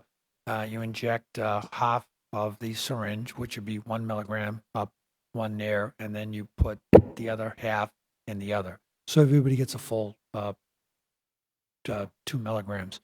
And, for us, an important part, though, is we also, we support their breathing in the meantime, which means we'll use a bag valve mask, we'll do something because the reason we're using the Narcan to begin with is to restore their breathing, which is, the main reason for giving it. You wait a few minutes and then you evaluate to see if there's a reason that you would want to give the patient more. In our case, because we routinely provide ventilatory support, most of our patients, that's sufficient. They begin breathing enough and we're able to manage them and get them to hospitals. Anecdotally, I do hear some reports of patients getting multiple doses. From our point of view, when we look at, we do review every case of Narcan that we give. It's less than a handful of times that we have to resort to it. Usually, if somebody's not coming around after multiple, it's because there are other medications or alcohol or something else on board, or that they've been ingesting, and that's probably the reason why. But most of our patients do respond to a single dose. What is the incidence of Narcan that you're giving Narcan EMSs in a calendar year? How many?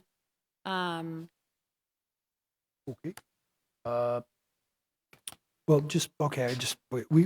we run a weekly report here. So Wednesday, looking back at, I'll give you a quick sample from last week. So between May 2nd and May 8th, Narcan was administered, according to our records, 20 times. Year to date, this year in Boston, Narcan's been administered to, not 20 times, but to 20 individual patients. So year to date, in Boston, 479 individuals have received Narcan. And if you look at the same time period last year, it was 427. So almost maybe 1,000 or just over 1,000 per year? In a year. No, if it's 479 to date. Sure. I don't need the exact number. No, we're but, getting there. Yeah, but we're getting there. And then Boston Fire reports a different number. So that's obviously in addition to what EMSs do. Well, I mean, our numbers should be, we review every patient care report of every Narcan-related incident. And if it notes that Narcan was administered, it should be captured in here. For example, we will check off on our patient care report, was the Narcan administered by our BLS, our ALS? Was it by Boston Fire? Was it we put a field in now for Boston Police? Or perhaps was it a bystander or family? Or was it done in a clinic by Healthcare for the Homeless? So we do capture it there. Okay, so your data is more comprehensive and more accurate as to how much Narcan is being for patients that we encounter in transport, yes. Great. Okay. Thank you very much for that. And then my last, just as chair of the Homelessness, Mental Health, and Recovery Committee, one of my concerns with DND taking over some of the homelessness work that BPHC has done in the past is, yes, it's important that they're focused on the housing piece, but I just want to make sure that as a city, we're still providing some of those wraparound services the mental health, the recovery, the addiction, where it does intersect with homelessness, that we're still providing those services as a city. So it's not so much a question as something that I'm aware of and cautious about as we make that full transition from D&D, from BPHC to D&D. And just to clarify, is this regarding the Emergency Shelter Commission? Well, Shelter. it's the shelter piece. It's the sort of, as D&D takes up, I think a deeper stand On the housing field of first. homelessness and housing Yes. first as a priority. That these other services we're still able to continue to provide that care that your department does, your agency does across those individuals and families. I mean, I can honestly say that in my relatively short time at the commission, we work really collaboratively with DND and Chief Hooley, Jen, and I, our Bureau Director for Homeless Services, Beth Grand. We're in weekly, oftentimes multiple times throughout the week, meetings with our colleagues from DND. So there's a lot of attention to sort of that continuum of services that's provided, and we're definitely valued. That's a much Partners in it. better way to put it, is that Yes. the continuum of services Yes. continues as D&D plays a bigger role in providing services to our homeless population. Yes, and I feel really confident that we're working really closely with them. Great. Thank you so much, and thank you for your time. Thank Chair. you. Thank you. I have somebody that wanted to provide public testimony, Rick Matilla. You can come to that microphone.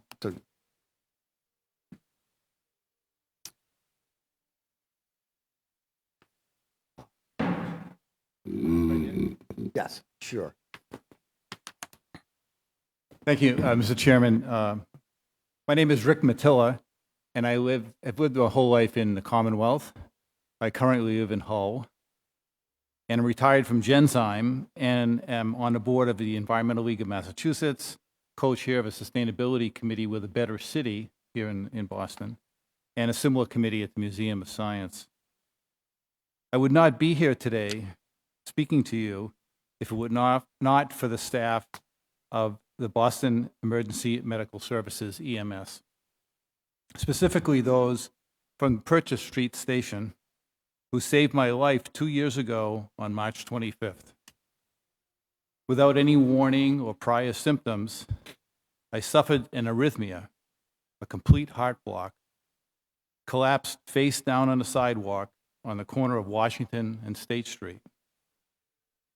While I'm grateful to the many skilled and dedicated professionals, medical professionals at Mass General Hospital, it was Laura Lee and her Boston EMS colleagues that responded within 4 minutes and began the emergency treatment that kept me alive while transporting me to Mass General. I'm here to support Mayor Walsh's proposed increase in the budget under the Boston Public Health Commission to provide more staff, training, and equipment to Boston EMS. They are the first in line of a network of world-class medical professionals in this city, and we must have the financial support to maintain that vital link in our proud medical tradition. The modest increase in the budget is needed to ensure that both visitors to the city and citizens of the Commonwealth who, like me, will receive available care when needed. So I would urge, please give serious consideration to the request and include them in the recommendation to the full council for approval. Thank you. Thank you very much for pointing that out, and I think you're preaching to the choir here. So, but we appreciate you taking the time to share that very impactful story. Thank you. So that concludes our FY17 review of the Boston Public Health Commission. Just want to thank you, Director, Chief, Jen, Grace, and William, for your testimony today. Thank all the men and women that work in your department that do so much in the prevention, everything from prevention to crisis to life and death situations for our city residents. So this hearing stands adjourned. Thank you. Thank you.